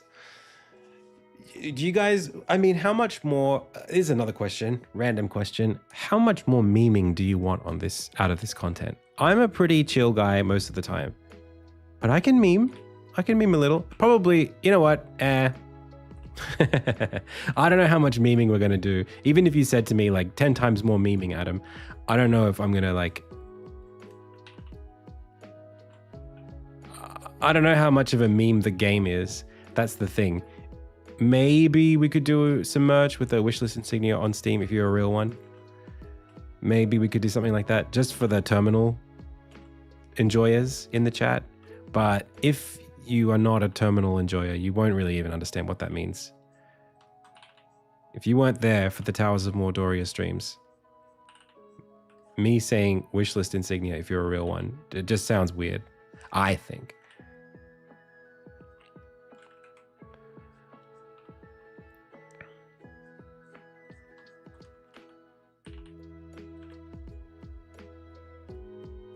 Wish list insignia on Steam. Dun, dun, dun, dun, dun.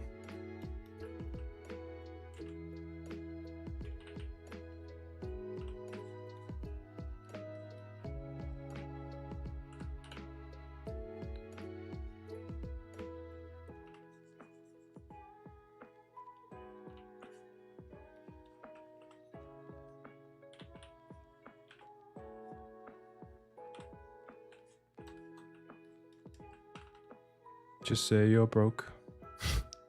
Like wishlist if you can't wishlist insignia on Steam, just say you're broke is not a slogan that I would express ever. That's big and bot. That's not something I would ever say to anybody, even though it's free.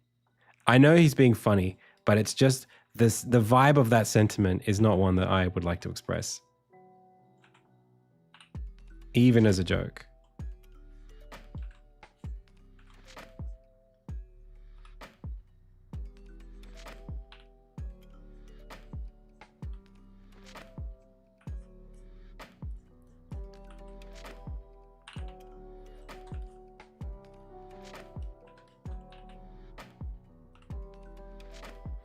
I'm more of a give you a free copy of Insignia if you're broke kind of guy than a just say you're broke if you can't wishlist it kind of guy.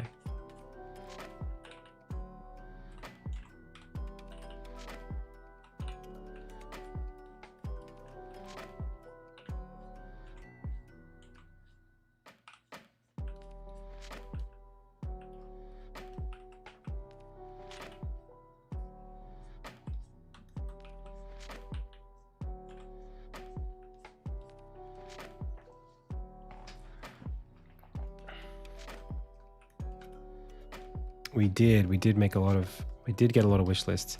I think we threw off Gamealytic. For the first time, it's actually wrong. I think we threw it off because of so many people wish listing in such a short period of time. I think it thinks that I have more than I actually have.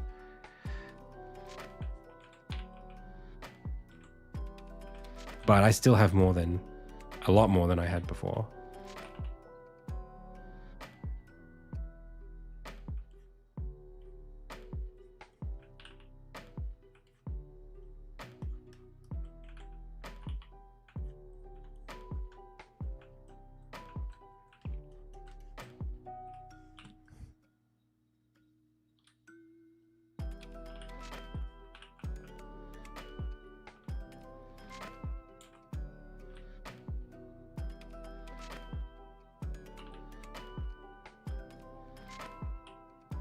He's got all the stones.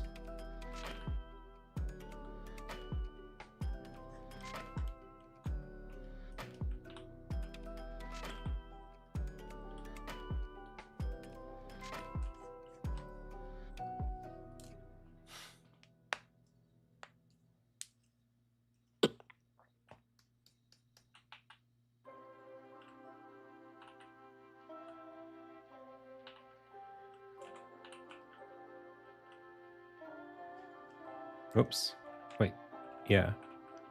I'm like, what is that? Is that a thumb? It's not a thumb.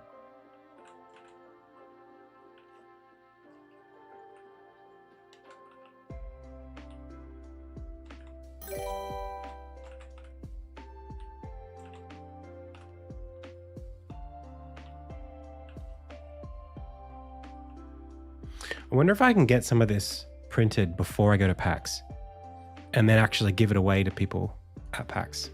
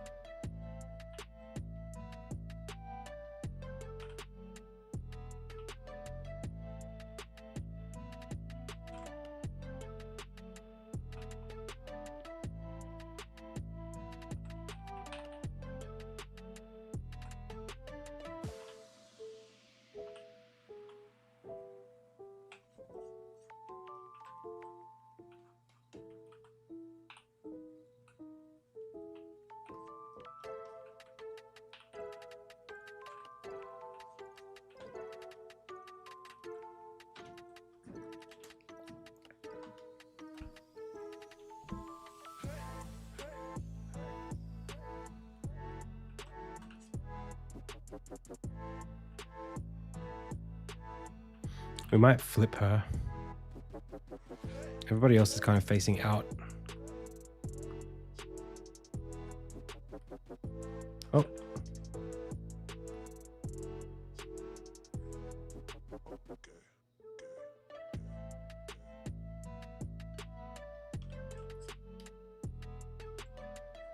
I think that's better.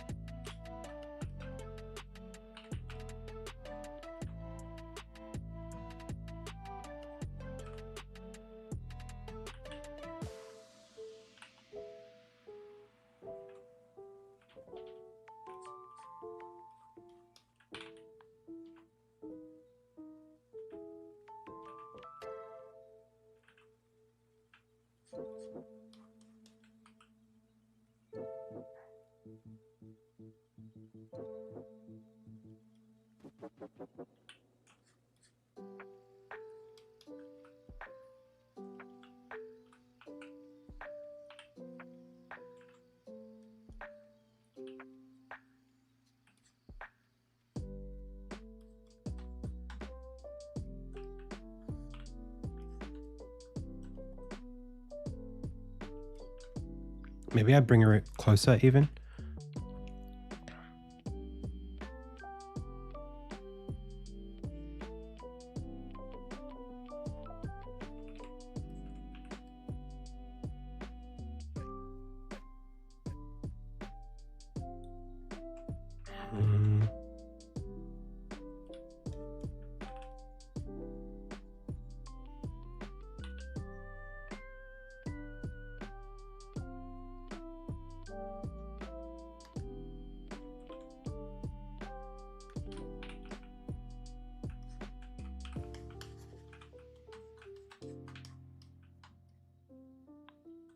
I still like this a lot.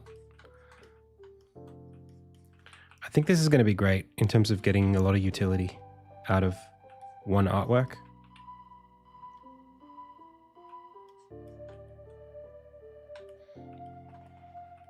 Does the game have established lore? Yes. Very established at this point. I'm pretty confident in basically all of what happens in the story, and as far back as like 400 years before the story happens.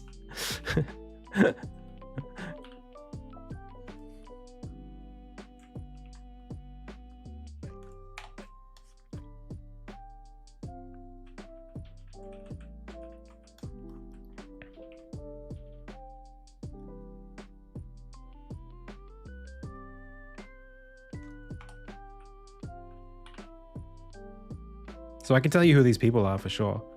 You want to know?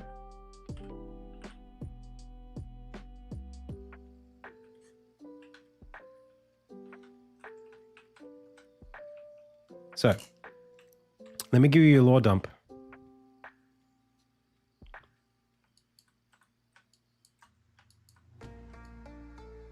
So chat. Welcome. Let's do some story time. Actually, I've never done this before. I've played the game so close to my chest, but I think actually it's probably better to keep things like to welcome you into my world, you know, rather than just talk about stuff in like, I don't need to hide it from you. I want you to get excited about the game. You need to know something about it to get excited about it. So, in the world of Insignia, there are continents, and on each of the continents lives different species of animals that have their own civilization, one of which is human, but others are canine race, a feline race, there's a pig race, and all these different races of animals that all have their own cultures and language and histories. And the humans and the canines, which are called the Hunden in this world, have a very bloody history, essentially fighting over resources, which culminated in a war 400 years before the game starts. And in that war, essentially it was a war over the control of magic because the human kingdom, human continent, was a place where magic was particularly bountiful in its source, and basically the Hunden had been kind of never really got their share of it. So there was this great war over magic, and the humans won. They had more control over it, they had more access to it, and they essentially destroyed the entire Hunden race, at least who were invading on the human kingdom, completely wiped out with a magic command that was essentially the equivalent of like a nuclear weapon in today's Earth terms. In the time since, those that remained on the Hunden continent returned to or lived out their existence as disparate tribes of these wolf characters, right? These dogmen, and were essentially left to fight over their own resources, never really being given the opportunity, the resources, the security to redevelop their culture. So 400 years later, an emperor arises from the Hunden kingdom, uniting all of those tribes and launching a new war against the humans as retribution. This war seeks to essentially destroy the human capital and the continent altogether.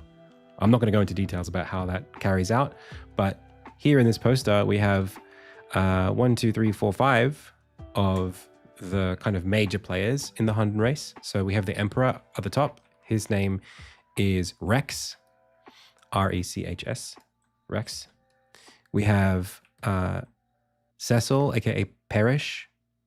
He is kind of like the vizier. He's not strong, but very intelligent. He is almost like a humor file. He loves the human culture. He thinks of himself as someone who can destroy their enemy by learning as much about them as possible. We have Rekka. She is actually like a surrogate daughter of Rex. She's a human. She grew up among the Hunden. She thinks of herself as a Hunden. She doesn't think of herself as a human. Then we have Kerr. He is one of these are all essentially generals, or like, they're all in command, one below the emperor, and they're all equal. Kerr is more of an espionage type. That's what he kind of brings to the table. So he is clever, he's witty, he does his own thing most of the time, and his role is to just get in there and learn as much as he can about the resistance from the humans and feed that back to the emperor so that the humans are never really on top. Then we have Baruch, and Baruch is the muscle. He is the previous chieftain of the largest clan of the Hunden before he was defeated by the emperor in combat. And so he's missing an arm here. He has a prosthetic, like corkscrew arm that he uses in combat, and he lost his arm basically. This emperor appeared only recently, only in the last decade, from seemingly out of nowhere. Essentially just took command and now leads the Hunden against the humans in this new war.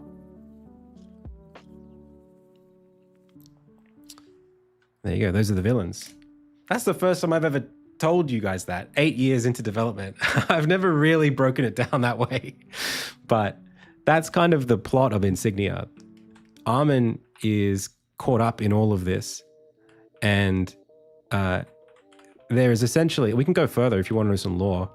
So the magic of Insignia is essentially, there's a couple of layers to it. So at the dawn of the universe, there was darkness and there was light. And that light, it was kind of like sourced, and its essence is harmony.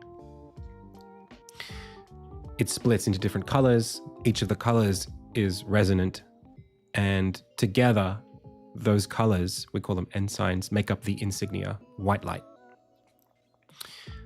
The fabric of the world was woven with these colors, like lyrics in a chant, right? And the darkness is essentially chaos. It's the noise, right? So there's harmony and there's noise, there's light and there's dark.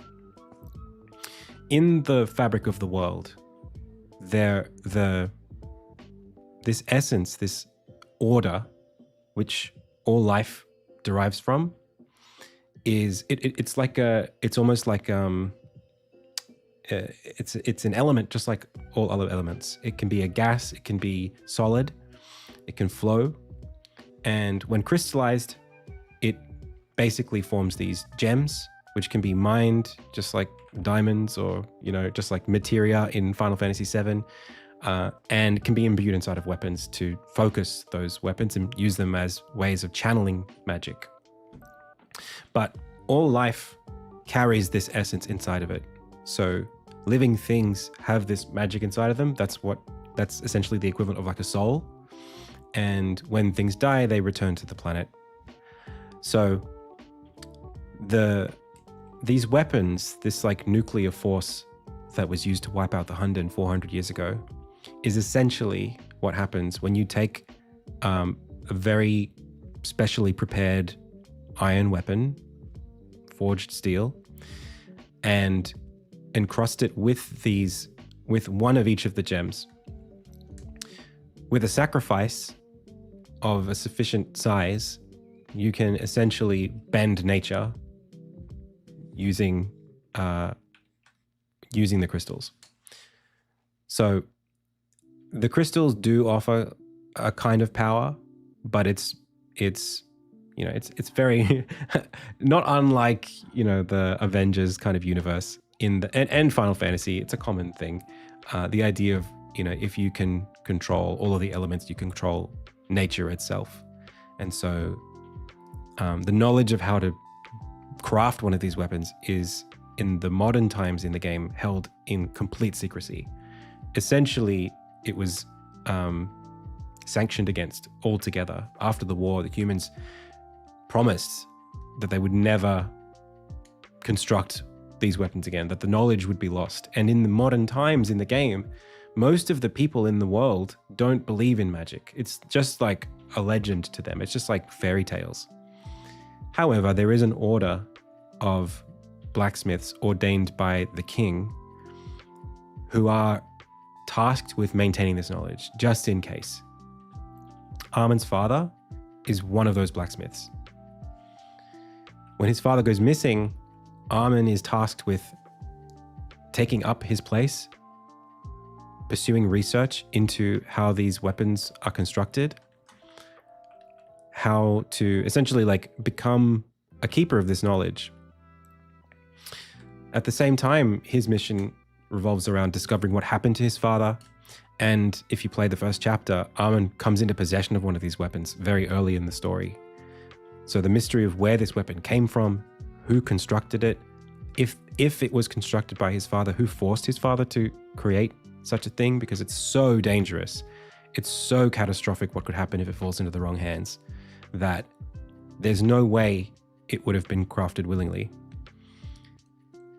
At the same time, the plot that the Hunden are launching against the humans involves, like, the only way to really dominate with this magic is to collect these crystals. And in the modern times, there are so few of them remaining that there only really exists enough to construct one or two of these weapons. They're not unique. It's not like the Infinity Stones where there's one of each of the things. They were plentiful hundreds of years ago. Nowadays, they're all but lost. And there are maybe a few in the human kingdom left. So it's kind of a race to find all of them before the other side gets their hands on them. That's Insignia. I mean, it's very common in most action stories that this kind of dynamic exists. You know, get all of the things before they fall into the wrong hands. These, it's Indiana Jones, it's Lord of the Rings.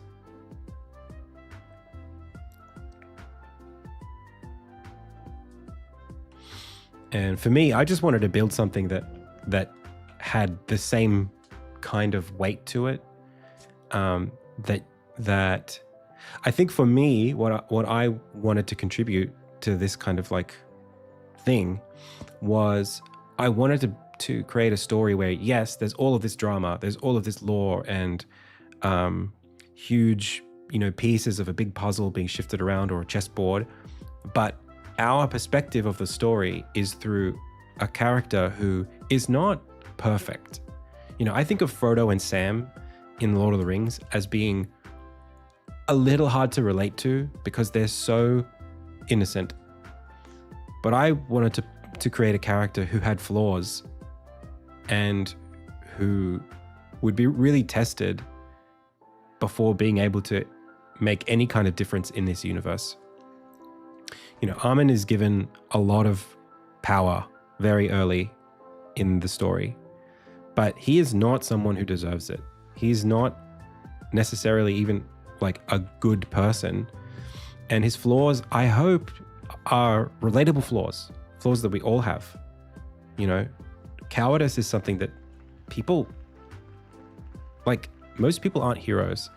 Most people wouldn't sacrifice themselves willingly to save somebody else. Most people lie, you know, and most people feel guilt over things that they do. They still do it anyway.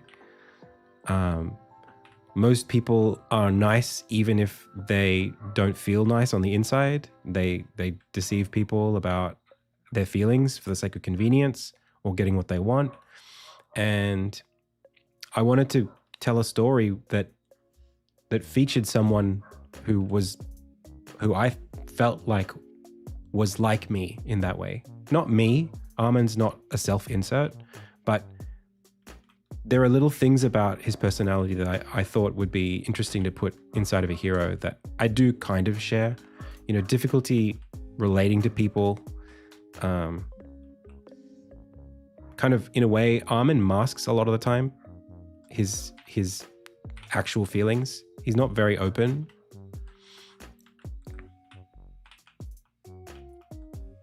That's not something that I've really seen in hero's journey protagonists in most media that I've consumed.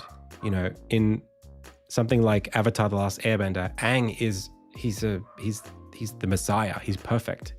He's so innocent. In Harry Potter, Harry is so you know, he's a little cheeky, but he's always good. He always does the right thing. You know, Frodo and Sam, they're so innocent. They always do the right thing. Frodo, the only time Frodo does something that is, I guess, contrary to what I would do is when he's, you know, possessed by the ring.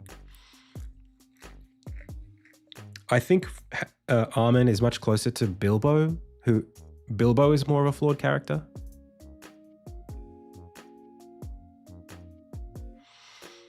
I mean, Aang, maybe I haven't watched it recently enough, but I can't really imagine a time.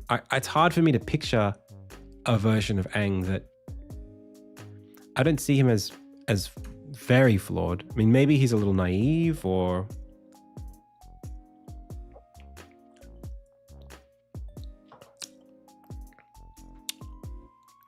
maybe you could remind me.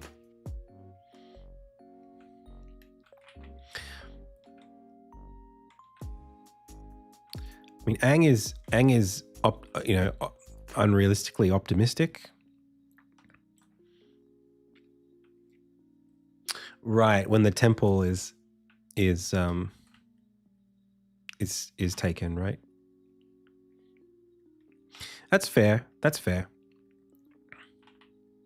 He's kind of like the Dalai Lama, isn't he? That's what Avatar is, isn't it? Aang is the chosen Dalai Lama, and he doesn't want to be the Dalai Lama. I only just got that. Like, I kind of knew, I guess I knew on some level, but I never really thought about it.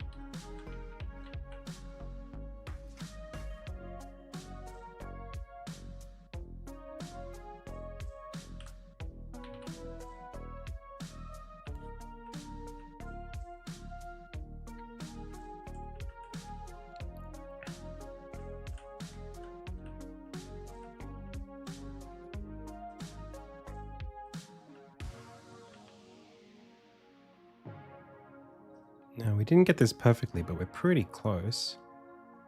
We're doing a good job. I just think maybe we should push this guy over to the left a little bit.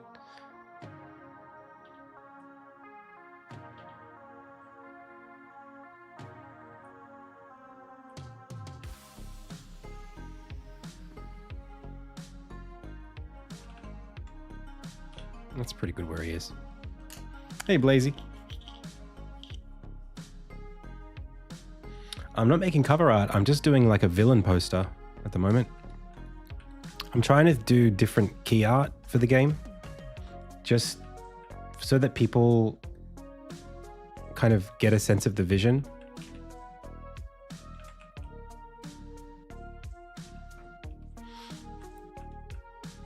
I want to share more of what I'm building, the valuable parts. You know, a lot of you guys who watch this stream, you've been able to go so long watching me build a game, but it's very rare that you get to really get insight into the story. And that's been on purpose. Like, I've kind of hidden it a little bit, but there's no reason for me to do that these days.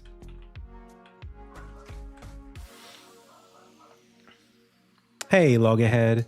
I had a lot of fun. Yeah, it was awesome.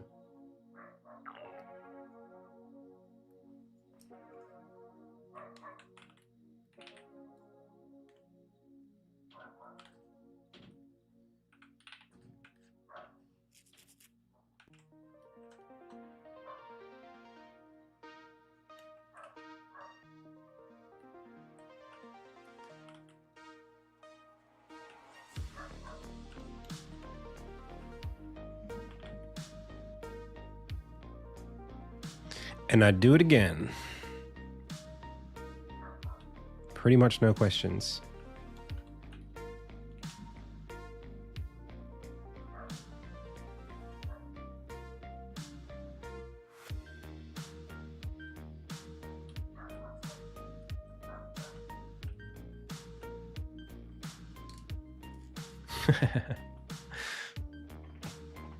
I had so much fun. I don't know if there'll ever be a Tower Part 3. But you guys know, like, for those of you who watch the stream, this is what I do, you know? Like, we do jams at least twice a year. I work on the game constantly. I've worked on 2 games this year. A jam game called Wonderwood, and a museum, a game, like a contract game that I've been working on for a museum. I love getting thrown into new ideas and new spaces and having to solve problems and make stuff inside of that constraint. And, you know, even for Insignia, doing the long-term thing of like trying to solve long-term problems in a big game and build that world, build that IP, tell that story. This is what I'm built for. At least it's what I feel like I'm built for. If I'm built for something else, I don't know what it is.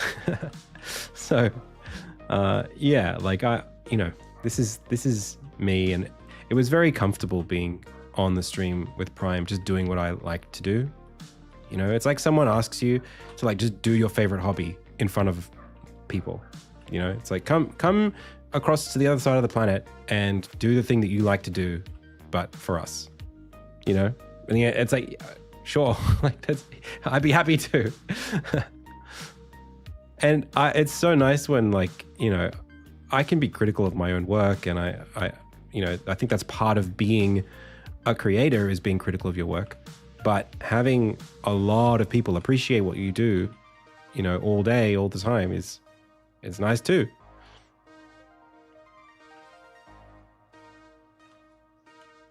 Did I get to see any of LA?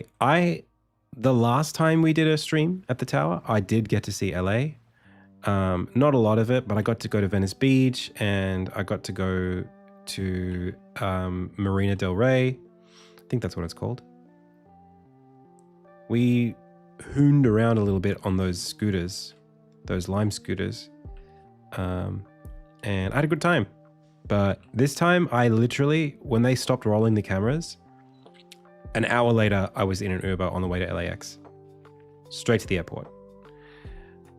I just didn't, my schedule right now is super tight. I have like 3 days before I got to go back to, before I got to go to Melbourne, back on a plane, because I'm going to a convention called GCAP.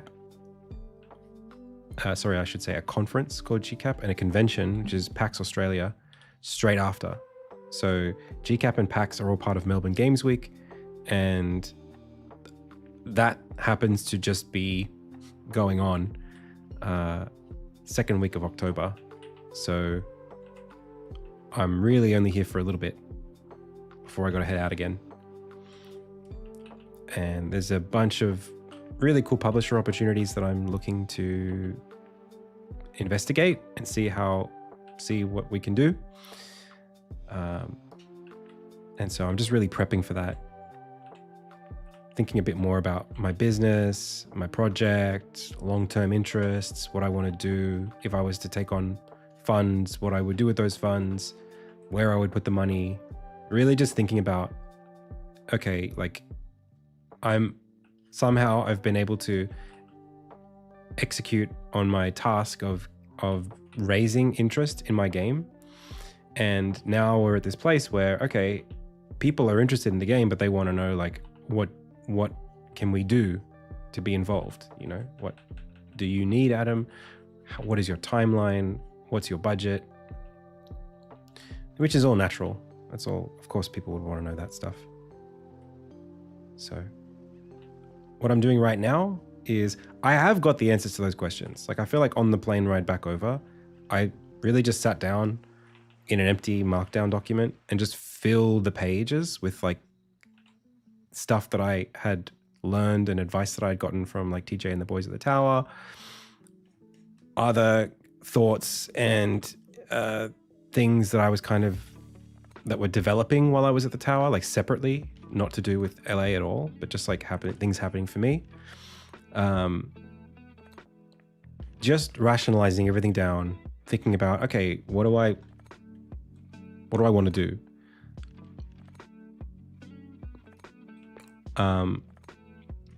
And the answers to those questions, it's kind of like a range of answers. Like, what I want to do really depends on what I have the opportunity to do. So I basically have like 3 different plans, and I'm just going to pivot into whichever one is the most clear after I come back from Melbourne. This is going to influence how much money is involved in the project, what my prospects are in terms of what I want to do, like how I think of success for the project, how big the project's going to be, how many people are going to work on it, who's involved in terms of like anyone that I need to be on to help collaborate with to achieve those goals. All of that is hyper dependent on a couple of conversations that I'm having in the next 3 days, basically. Well, in the next couple of weeks, I should say. But it's starting with tomorrow. Like tomorrow, I'm having a chat with a friend of mine who is a producer. And, you know, if he says to me, Adam, the stuff that's happening for you right now, I want to be involved, let's do it. Then I would basically give the publisher prospect a real shot. I'd really pitch what we together would be building, and I'd be hoping that they say yes. I've kind of already got this sort of already things happening where there are offers on the table that, you know, if I just say yes, yes, yes, we could be funded, I think, pretty well for the rest of the development cycle, and we could raise a really big team to do it. I just don't know yet what the terms of that deal looks like, and I don't know what I'm left with. That would be the big concern. So like with publisher stuff, there's, do I want a publisher genuinely, or am I actually able to self-publish this thing? It's and it's not unrealistic. The self-publishing thing is not out of the question. And it might even be what I choose to do in the end, just based on my opportunities in terms of being able to raise interest and capital on my own.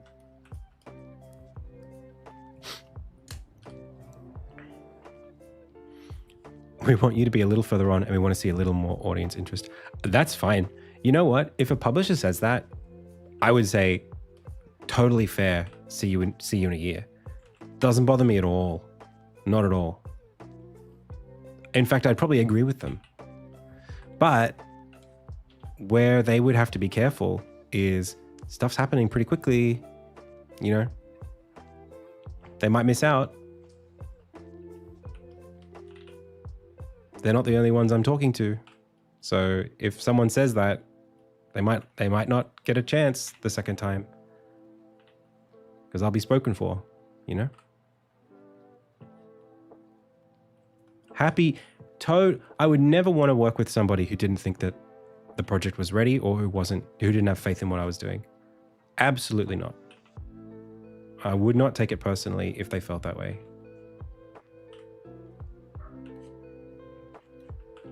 But I'm getting this sneaking suspicion, and this is just between you and me, chat. Keep this one private. Don't tell anybody that I said this, okay? This is not a public thing I'm saying. It's just between us. Okay? You got that, chat? Can you keep this secret? All 120 of you? I think at GCAP, we might be in a situation where Insignia is like the belle of the ball a little bit.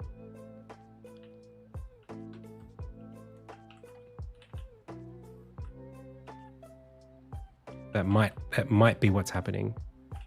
I don't know if I can show you my Play Now meet up schedule. I don't know if that's good like taste if I show you that, but there's like a list of publishers who have asked to see the game based on a pitch deck that they've read of mine, against a whole bunch of other games and a whole bunch of other pitch decks. And the list of publishers that I've got it's a really, really good list, chat. It's like beyond my wildest dreams list. So I'm not in a position where I care too much if one or even 4 of those publishers say, hey, you're not really what we're looking for right now. I mean, that's fine. That's business, you know. This game isn't for everyone. And honestly,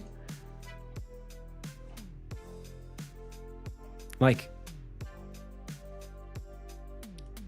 a publisher's portfolio is their identity. And not every publisher wants to publish games like this.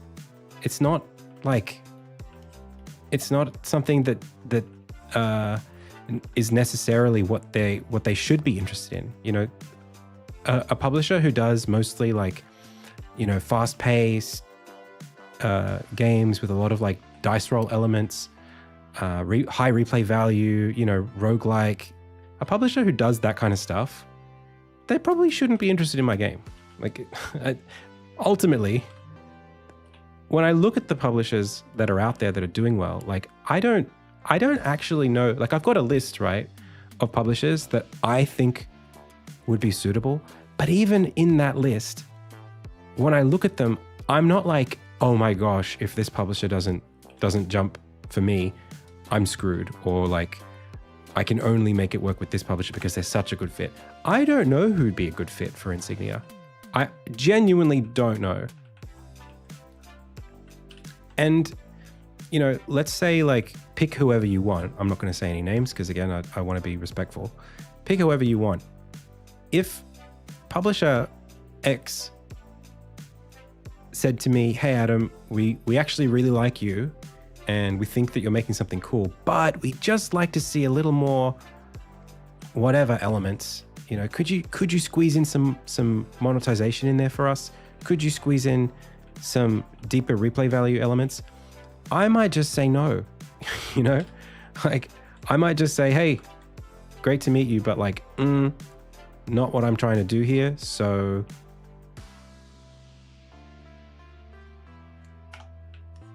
sorry. Like I'm not trying to do anything I can just to get in the room with one of these publishers. I'm not trying to I'm not trying to get published at all costs. That's not my goal.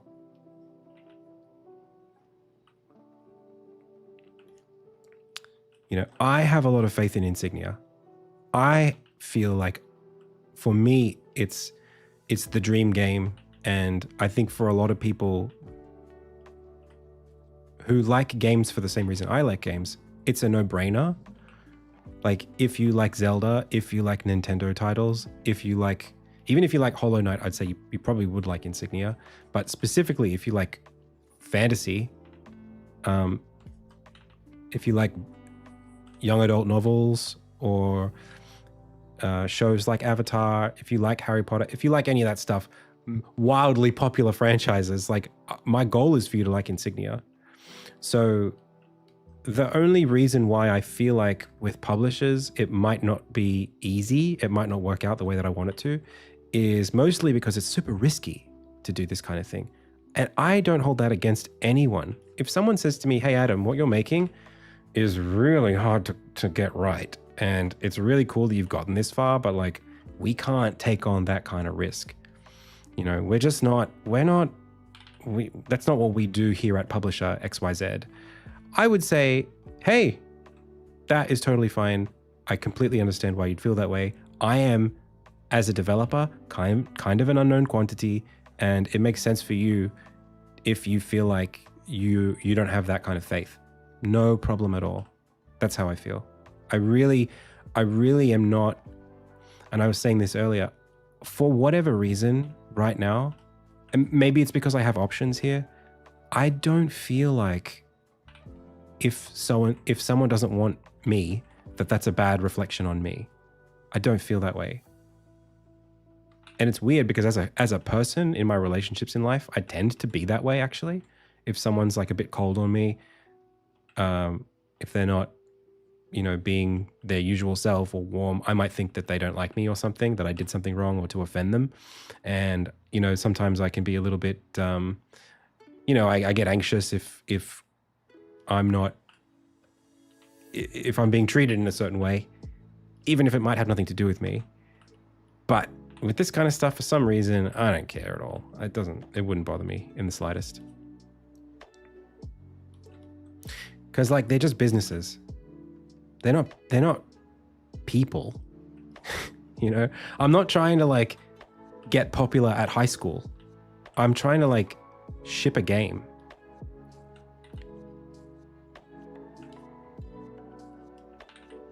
It's not important to me if they like me just for the sake of it.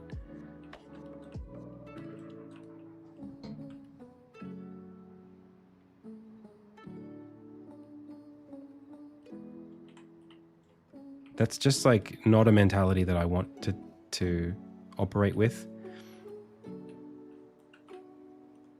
I almost like, and this isn't actually how I feel, but like earlier today, I showed my wife the list of publishers and I was like, so-and-so's on this list. They made such and such game, which you know, might be game of the year. So isn't that crazy? And she was like, quick, research everything you can about like their company values and like what they need to hear so that you can make a good impression, blah, blah, blah, blah. And like, yes, obviously that's a good strategy. And I will familiarize myself with each of these publishers before I go into these meetings. But actually also in some sense, it's like the less I know, the better, because I don't want to poison my own sense of values. If I go into these conversations, I'm going in as me. I'm not going in as person who, I'm not trying to chameleon my way into I don't want to like trick them into liking me based on things that I learned about them because I researched them. You know, I just want to say the things that that are me, that represent my business and my goals, my aims. And if those align with their vision, that's great. Maybe if I do this research and I notice that there's a good overlap between my vision and a publisher's vision, I might put more attention into those meetings. I might do a little bit extra, but under no circumstances will I tailor how I present myself to a publisher just to get on their good side or to make them like me more. I just don't think that's a good strategy for me. So, yeah. Hey, Islam Code. My background is Lebanese.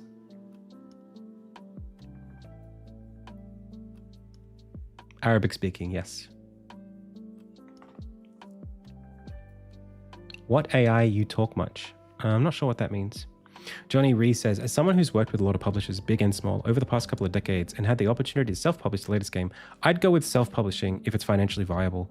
With the interest you have in your game, you have great momentum and you give up a whole lot of control, even if you keep the IP. Having full access to all the storefronts, actually getting paid straight into your company account rather than via somebody else is incredibly liberating. Do I speak Arabic? ما أحكي عربي كتير بس نتفي. Yeah, I don't speak it very well. Not really.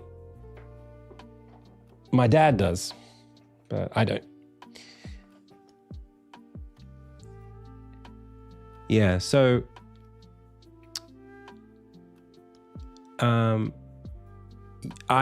look, for me, when it comes to the publisher thing, there's obviously a valid case for going with a publisher. And that case would be something like, if I think that the values align really, really well with my values, like if there's a really good alignment, and if they say the right things to me that make me think that they understand the brand vision, if their plan for where to take the game is a good one that I agree with, and they want to give me the time and resources to do it my way, I would consider it.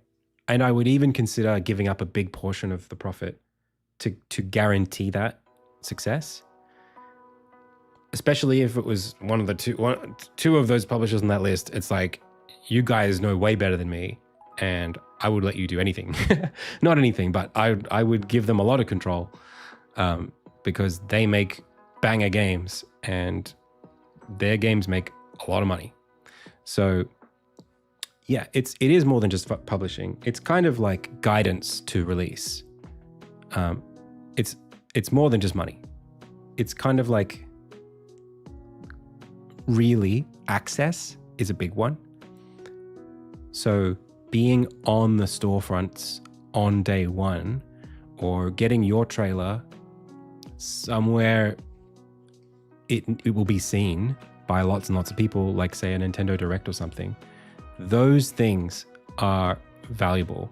And there are certain things that even if I do very, very well as a content creator, I won't be able to secure on my own. You know, getting like a really, really sweet animated trailer, like I mean like a really good one, like the one in like Hades 2 or something. Those kinds of things take the game up even higher. It makes it so that like everyone's talking about the game, especially everyone who would be buying it. I want to be able to reach all of those people. Now, I don't have to do that to succeed. I don't have to reach 2 million players or even 1 million players. I don't even think we need to reach 500,000 players if it's just me self-publishing. More like 200,000 would be a really good win. And that's across 2 platforms, so Switch and PC, 100K each. You know, that's pretty reasonable. I think we could do if we could self-publish and reach 100K players on both those platforms, even with the chargebacks, even with Steam taking 30%, even with Nintendo taking 30%, I walk away okay. I walk away, you know, pretty set as a developer.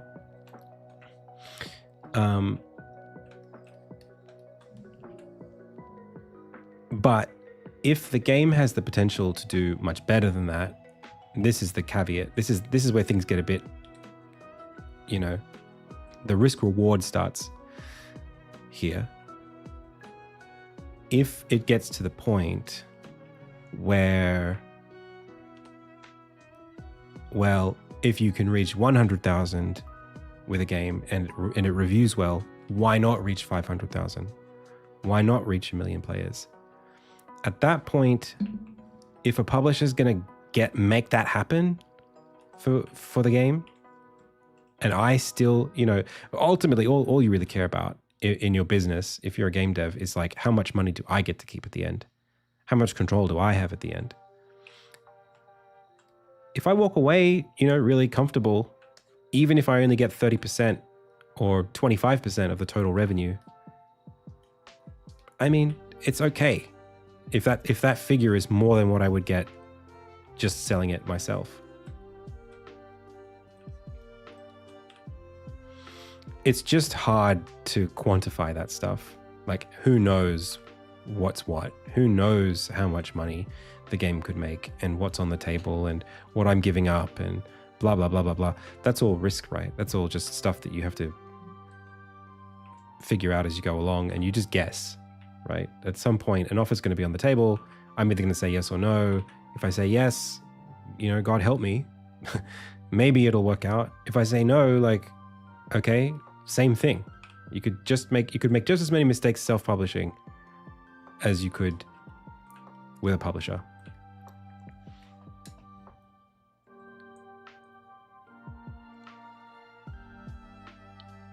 Yeah, particularly, you know, the other one that really is worth considering. And for this game, funnily enough, if the right publisher was biting, merchandise is a big thing, man. You know, you look at Cult of the Lamb and see how far Devolver has pushed that property. They've really, really got a lot out of that thing. Books and board games and animated series and blah, blah, blah, blah, blah. Like, that stuff's really valuable. And if you get to keep even, you know, some decent percentage of that stuff, even if I got 10% of all that stuff as an IP holder, like, that's really nice. 10 years from now, you know, as they keep working to make that machine run, it's almost not that important how well the game does. Well, assuming it does well, but how much money I get from it, sorry. It's almost not that important how much I get if there's ongoing opportunities. Now, I don't know if I want to work on Insignia indefinitely. You know, maybe I start with a lot of the IP ownership and maybe I sell off a bunch of the IP to get out or something like that. I don't really know. And all of this is super speculative, and, you know, it's all a big pipe dream right now, but I should be prepared for these conversations. And I think I'm getting there.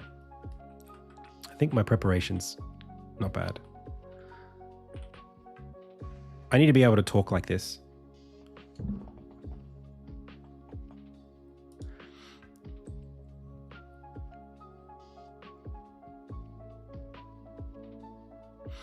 If you can get to success and then raise again on the back of that, then your take home profit from Insignia might be dwarfed by the investment opportunities that open up. Well, here's the thing. And I was actually speaking to TJ at the tower about this exact conversation. We had a little chat. It's really worth asking myself, do I want that? Do I want that? I do want to run a studio one day, but do I? You know, like genuinely, do I want to go to some publisher and say, hey, publisher, we need X million dollars to make a game 4 years from now. Please give us X million dollars. I don't know if I want that. I might prefer to just say, hey, me, I have lots of money from Insignia. How about I make a game? And just do that. Just let myself be the one who is in charge of me.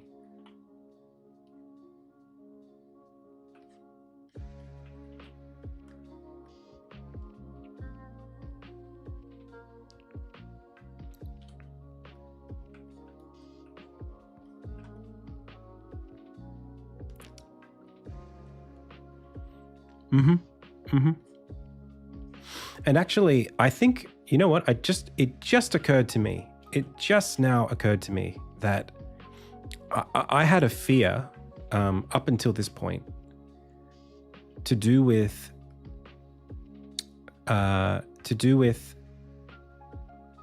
whether or not a publisher would still be interested. Like, let's say I get 99% of the way through this game, and a publisher goes, okay, what do you need us for? I was a little concerned that maybe that question wouldn't have a good answer. Like, what am I going to do with you? You guys don't have anything to give me at this point because I've already done all the risk. You don't have anything to buy into. What leverage can you... What is it that keeps you interested, right? When you invest in something, you buy an interest in it. You purchase a reason to care about its success. And if I've already kind of like done all the hard work, what motivation do they have to give me anything? Other than, I guess, I mean, the idea would be, well, because there's a lot more money that could be made if you were involved than what would be made if you weren't involved. And you guys just need to push the buttons that you push and make a lot more money happen for all of us. We all get something more out of it. But I think I've just realized that if merchandise is a big part of that conversation, then actually it does make sense for a publisher to be involved.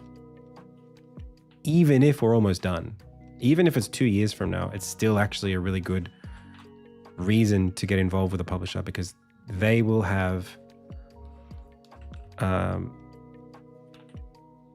they might be worthy shareholders in the IP. They might be able to leverage it better than I would. And maybe I don't want to leverage it.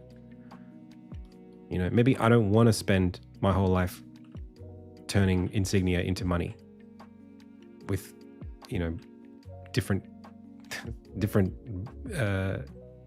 figurines and stuff like that.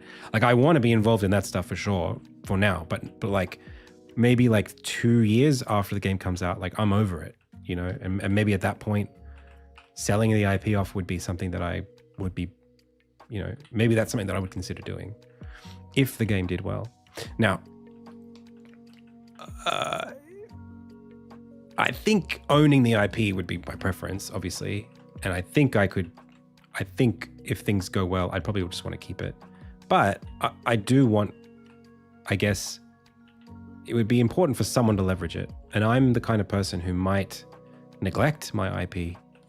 You know, we might be in a situation where I might not actually be able to capitalize off it because I'm too fixated on other projects that I'm doing or things like that. So, you know, there are worlds where someone who is just interested in making money off a thing is valuable because the people want to spend money on the thing and I'm on my own not in a position to do that, to give them that. So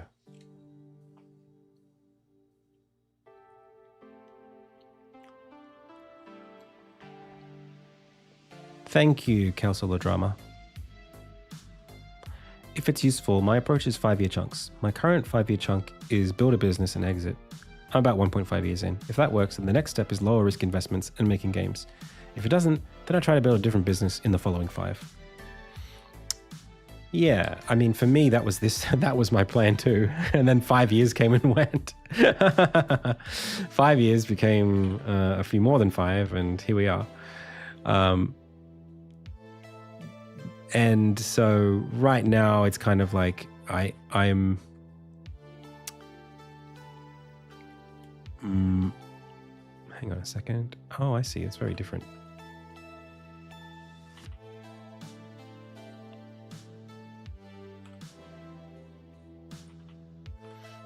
You know, these days I'm sort of more in a position of like, hey, you have this thing, it is valuable, just see it out.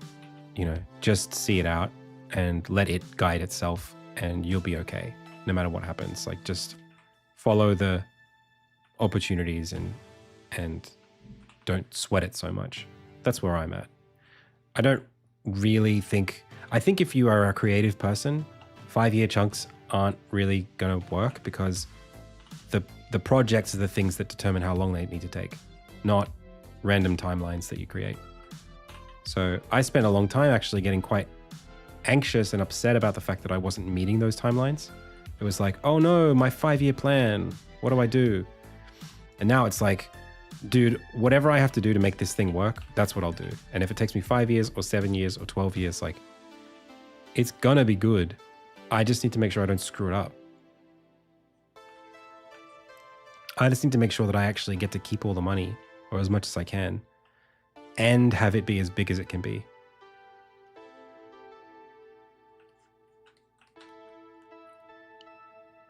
You know, it would be so easy for me to screw this up after all the hard work and be left with like nothing.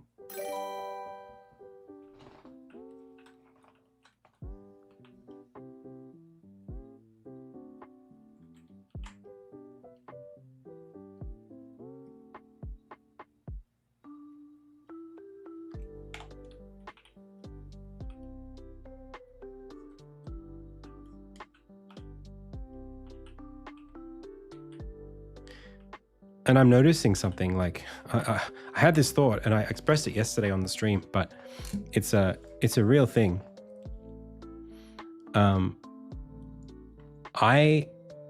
It's possible that this game is like a 7 out of 10 game that is a 10 out of 10 IP. That is actually not like, it's possible that there's a win condition where people love the game, but they don't think it's that good of a game. You know, maybe like, oh, you know, I love the story, but it gets kind of a little, the enemy designs get a little boring to fight against because the combat systems just doesn't have as much breadth in it as it has, or depth in it as, you know, we thought it would, or, you know, it's not that challenging. It's kind of too easy to play, or there's not that much replay value. There's things that as a developer, I fixate on. I'm like, oh no, it needs to be good. It needs to be an amazing game. But actually, like, the game's selling well. North of, if you get an 8 out of 10 or a 7 out of 10 or a 10 out of 10, okay, 10 people will pay attention, but marketing an 8 out of 10 game really, really well and having a brand that's so strong that people love what it is, because it's just, well, a better way to put it would be caring about the things that make something marketable, as in awesome characters, a great world, good art and design. Those things are validatable now. If these characters are cool, you already know that. Like, I don't have to fear whether or not I'll stick the landing on these character designs. If I'm looking at them now and I go, that's sick, done. Job done. That's pretty cool. You know, I never really thought about it that way prior to literally a couple of days ago.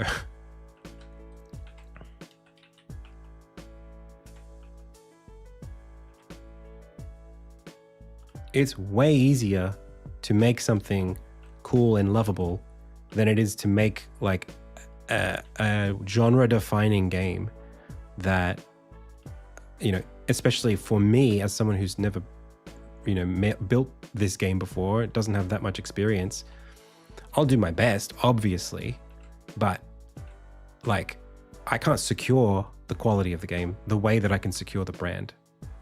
The brand is just like, hey, just put more energy into it, make sure the drawings are really cool, make sure the world is cool and the story is cool. If you guys found the story that I just told about the game world, if you guys liked that, we're in. You know, it's working. And I ultimately, that's where I started with this thing. I'm really coming full circle on it, where like Insignia didn't start as a video game. Insignia started as a sketch of a character that I wanted to play a game around.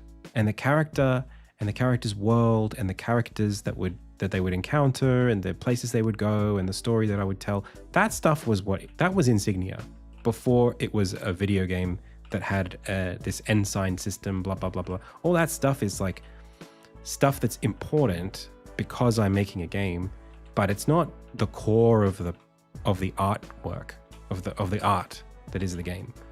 The game as a piece of fiction could have existed as a film, could have existed as an animated series. I could have chosen to realize this vision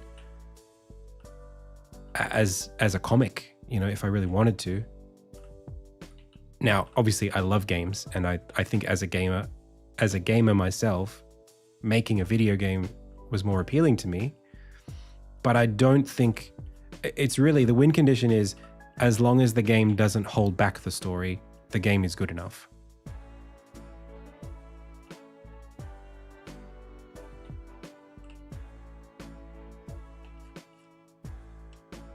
I think the game's great. I think it'll be great. But there's a lot of stuff that can go wrong that I can't actually control, to do with budgets and timelines, and if I hire people, you know, the quality of the people that I hire and whether or not they stick around or take other opportunities because their contracts need to get broken, or something happens to someone, or someone just doesn't put in the effort long term, or, you know, it's really difficult to, maybe we need more iterations than we thought we did on specific aspects of the game, but we run out of time. Like, lots of things that could happen that would make it less feasible for the game to be good technically. But none of those things will stop the IP from being cool.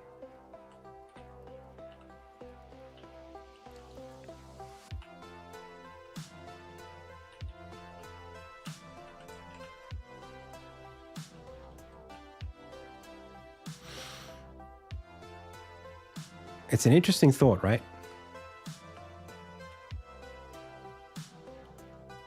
I'd never considered it before like yesterday.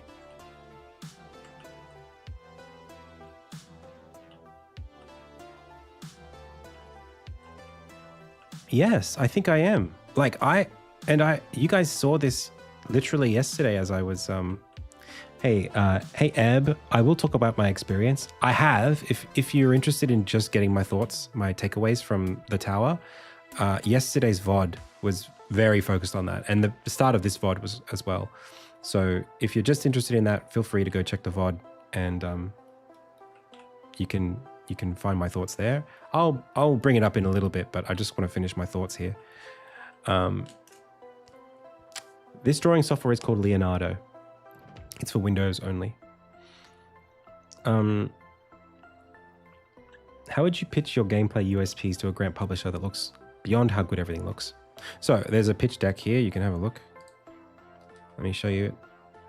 This is my pitch. Obviously it is a game and I have to pitch it as one. So puzzle platforming, action adventure, but the special abilities are hidden within enemies. Okay. So here's the magic system. Enemy does an ability. You parry the enemy. You steal the ability. You can use the ability to go through the level and do cool platforming stuff. That's the pitch. Beyond that, there's these cool mechanics. It's an action adventure game, lots of lovable characters, a big open world map, not open world, but open zone map to explore, dungeons, you know, cool villains. This is what we're making. These are the accolades we've got so far. this is the progress that we're making. Here are some genre stuff, just so that you understand what we're making and how it fits into the genre. Here are some competitive analysis stuff, other games that have done well in the space and how we compare to those. Here's our timeline. Thank you very much. That's the pitch.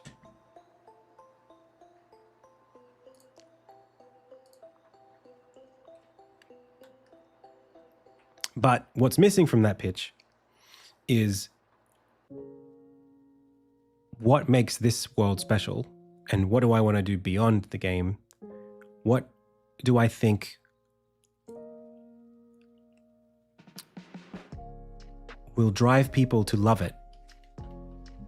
Because all that mechanics stuff, it is important, and it's stuff that you'll put in a trailer and you'll see it and you'll like it and blah blah blah blah blah.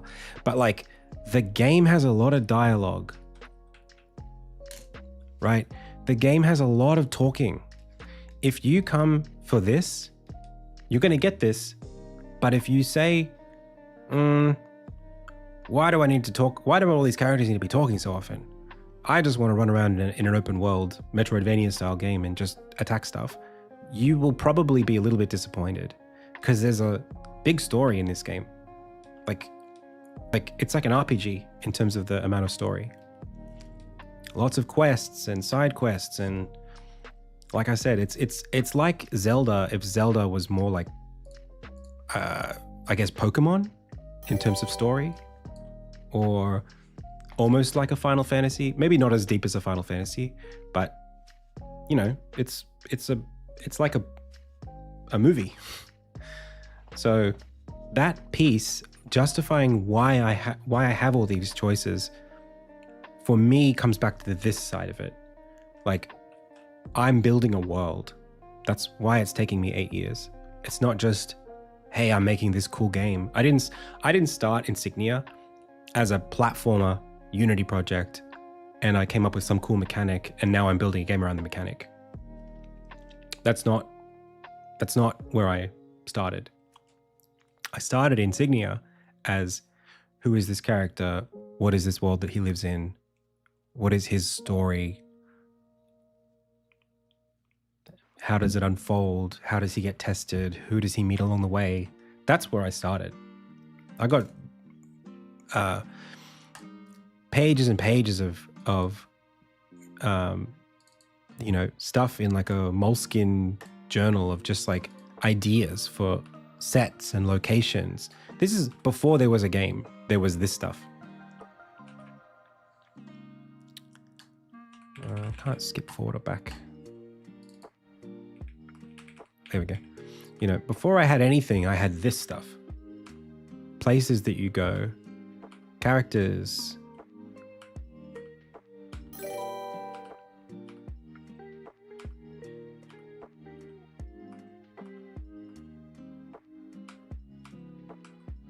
All of this stuff could have been sketches for a comic that I was going to design, or an animation I was going to make.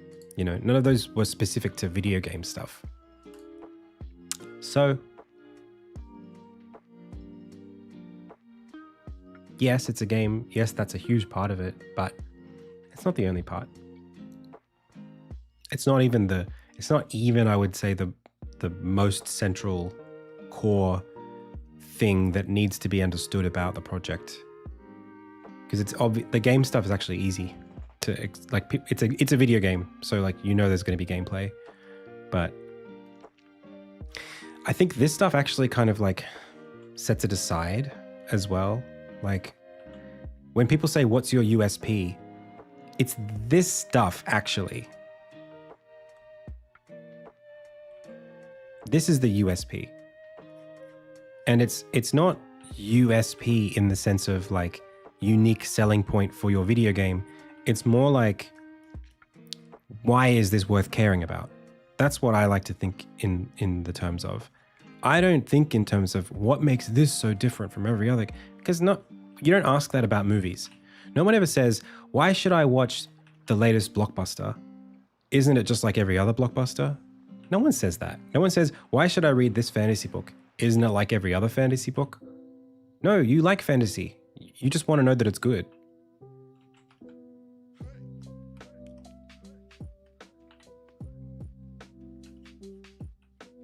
You're a fan of the genre. You actually might get tired if every single book that you read is like, you've never heard about this character, or in this world, magic works upside down and people drink fire and when they touch water, it burns them. You don't have to have gimmicks to make something that's good. That stuff's not that important.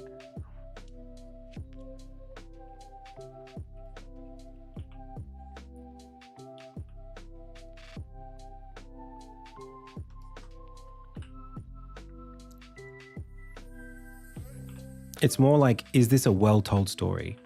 Will I connect with this?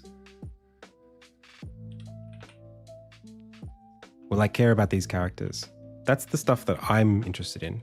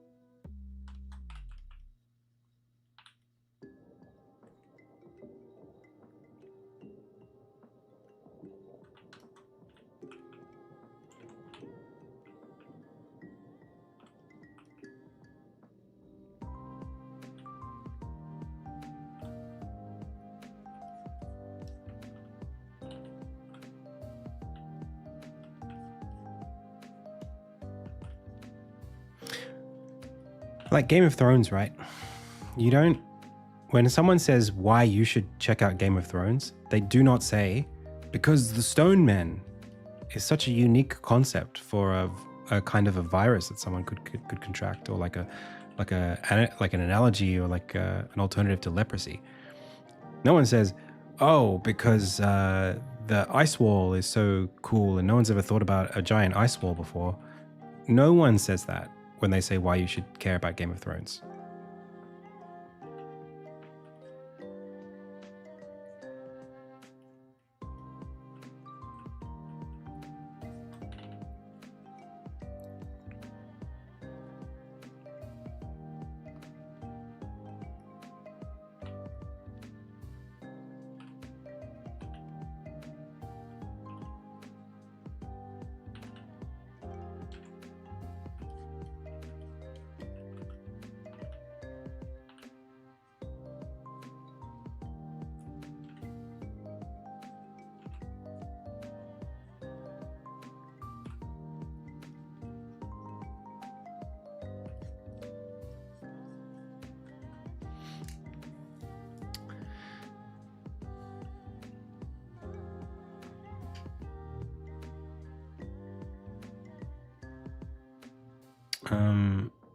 Okay, pubs often just want genius hooks for an easy sell.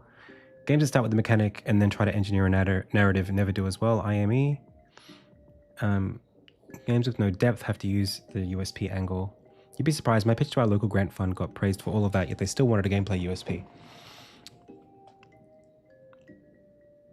Wait, this isn't the tower. It's not.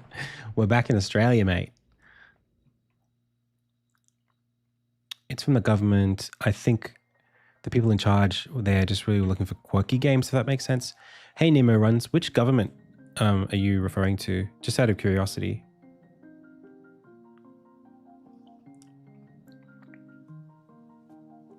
I always thought the USP of Game of Thrones was anyone and everyone can die.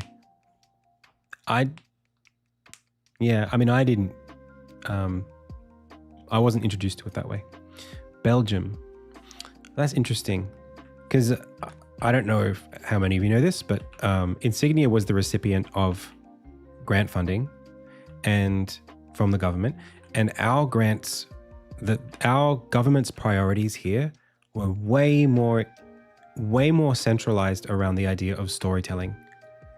They didn't say anything about mechanics at all in the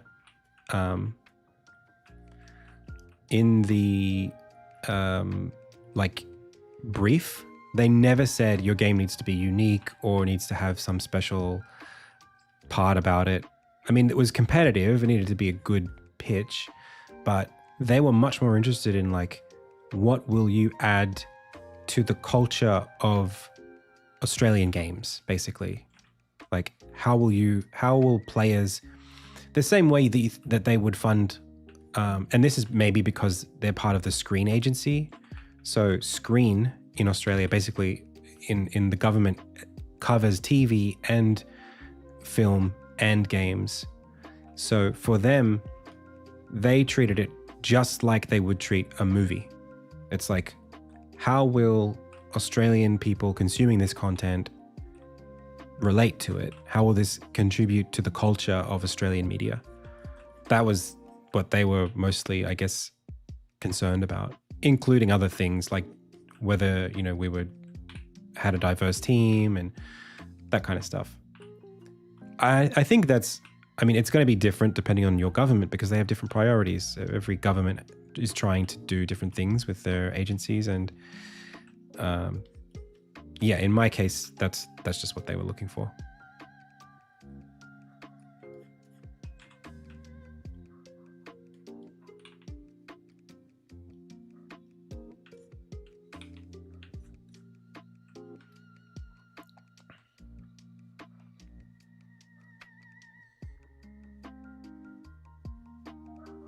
Do we have a hearing to defend our pitch thesis style?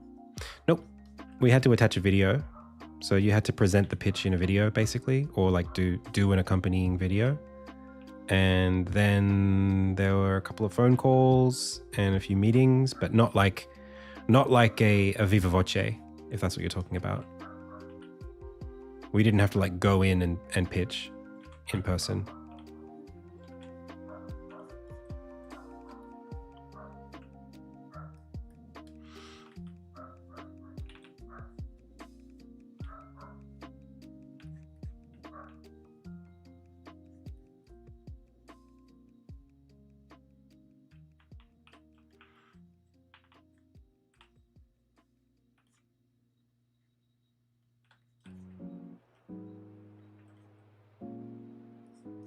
The line work's a little thick here. Probably should have gone a little lighter.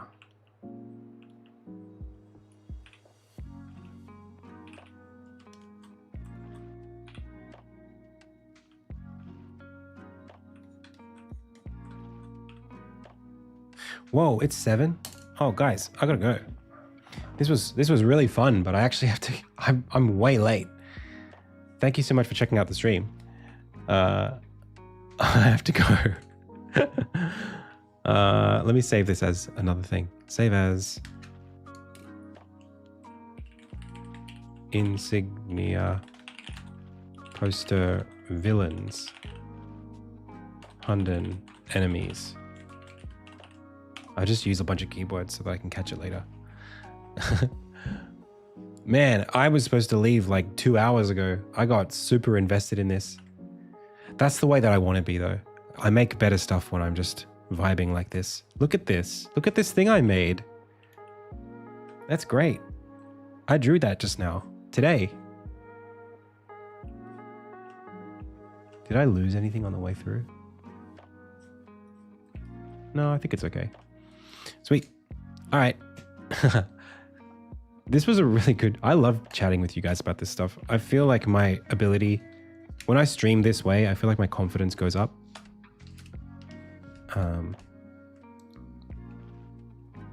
Because I hear myself saying these things and it's like, yeah, that checks out. If someone was saying this to me, I would be a little convinced. It feels true to say and it sounds good to hear. All right. Thank you, pals. I had so much fun. I hope you did too. I'll be back tomorrow. Actually, will I be back tomorrow? Ooh. if I can somehow get an early stream in, we might be back tomorrow. But I've got my I've got a birthday to go to. It's not my birthday, someone's birthday, and I've got some meetings to attend. I might not be around tomorrow, and this might be the last stream, if that's the case, before PAX and GCAP. So I'll try to post on Twitter and stuff around GCAP, maybe even Blue Sky. So if you're interested, just like stay in touch. If you're going to GCAP, feel free to say hi if you see me. This was great. I'll catch you all very soon. Thank you so much for checking out the stream. Please wishlist Insignia if you're a real one. Real ones know. That's it. As always, I've been Adam. You've been the Pixel Pals. This has been the Indie Tales Game Dev live stream. Until next time.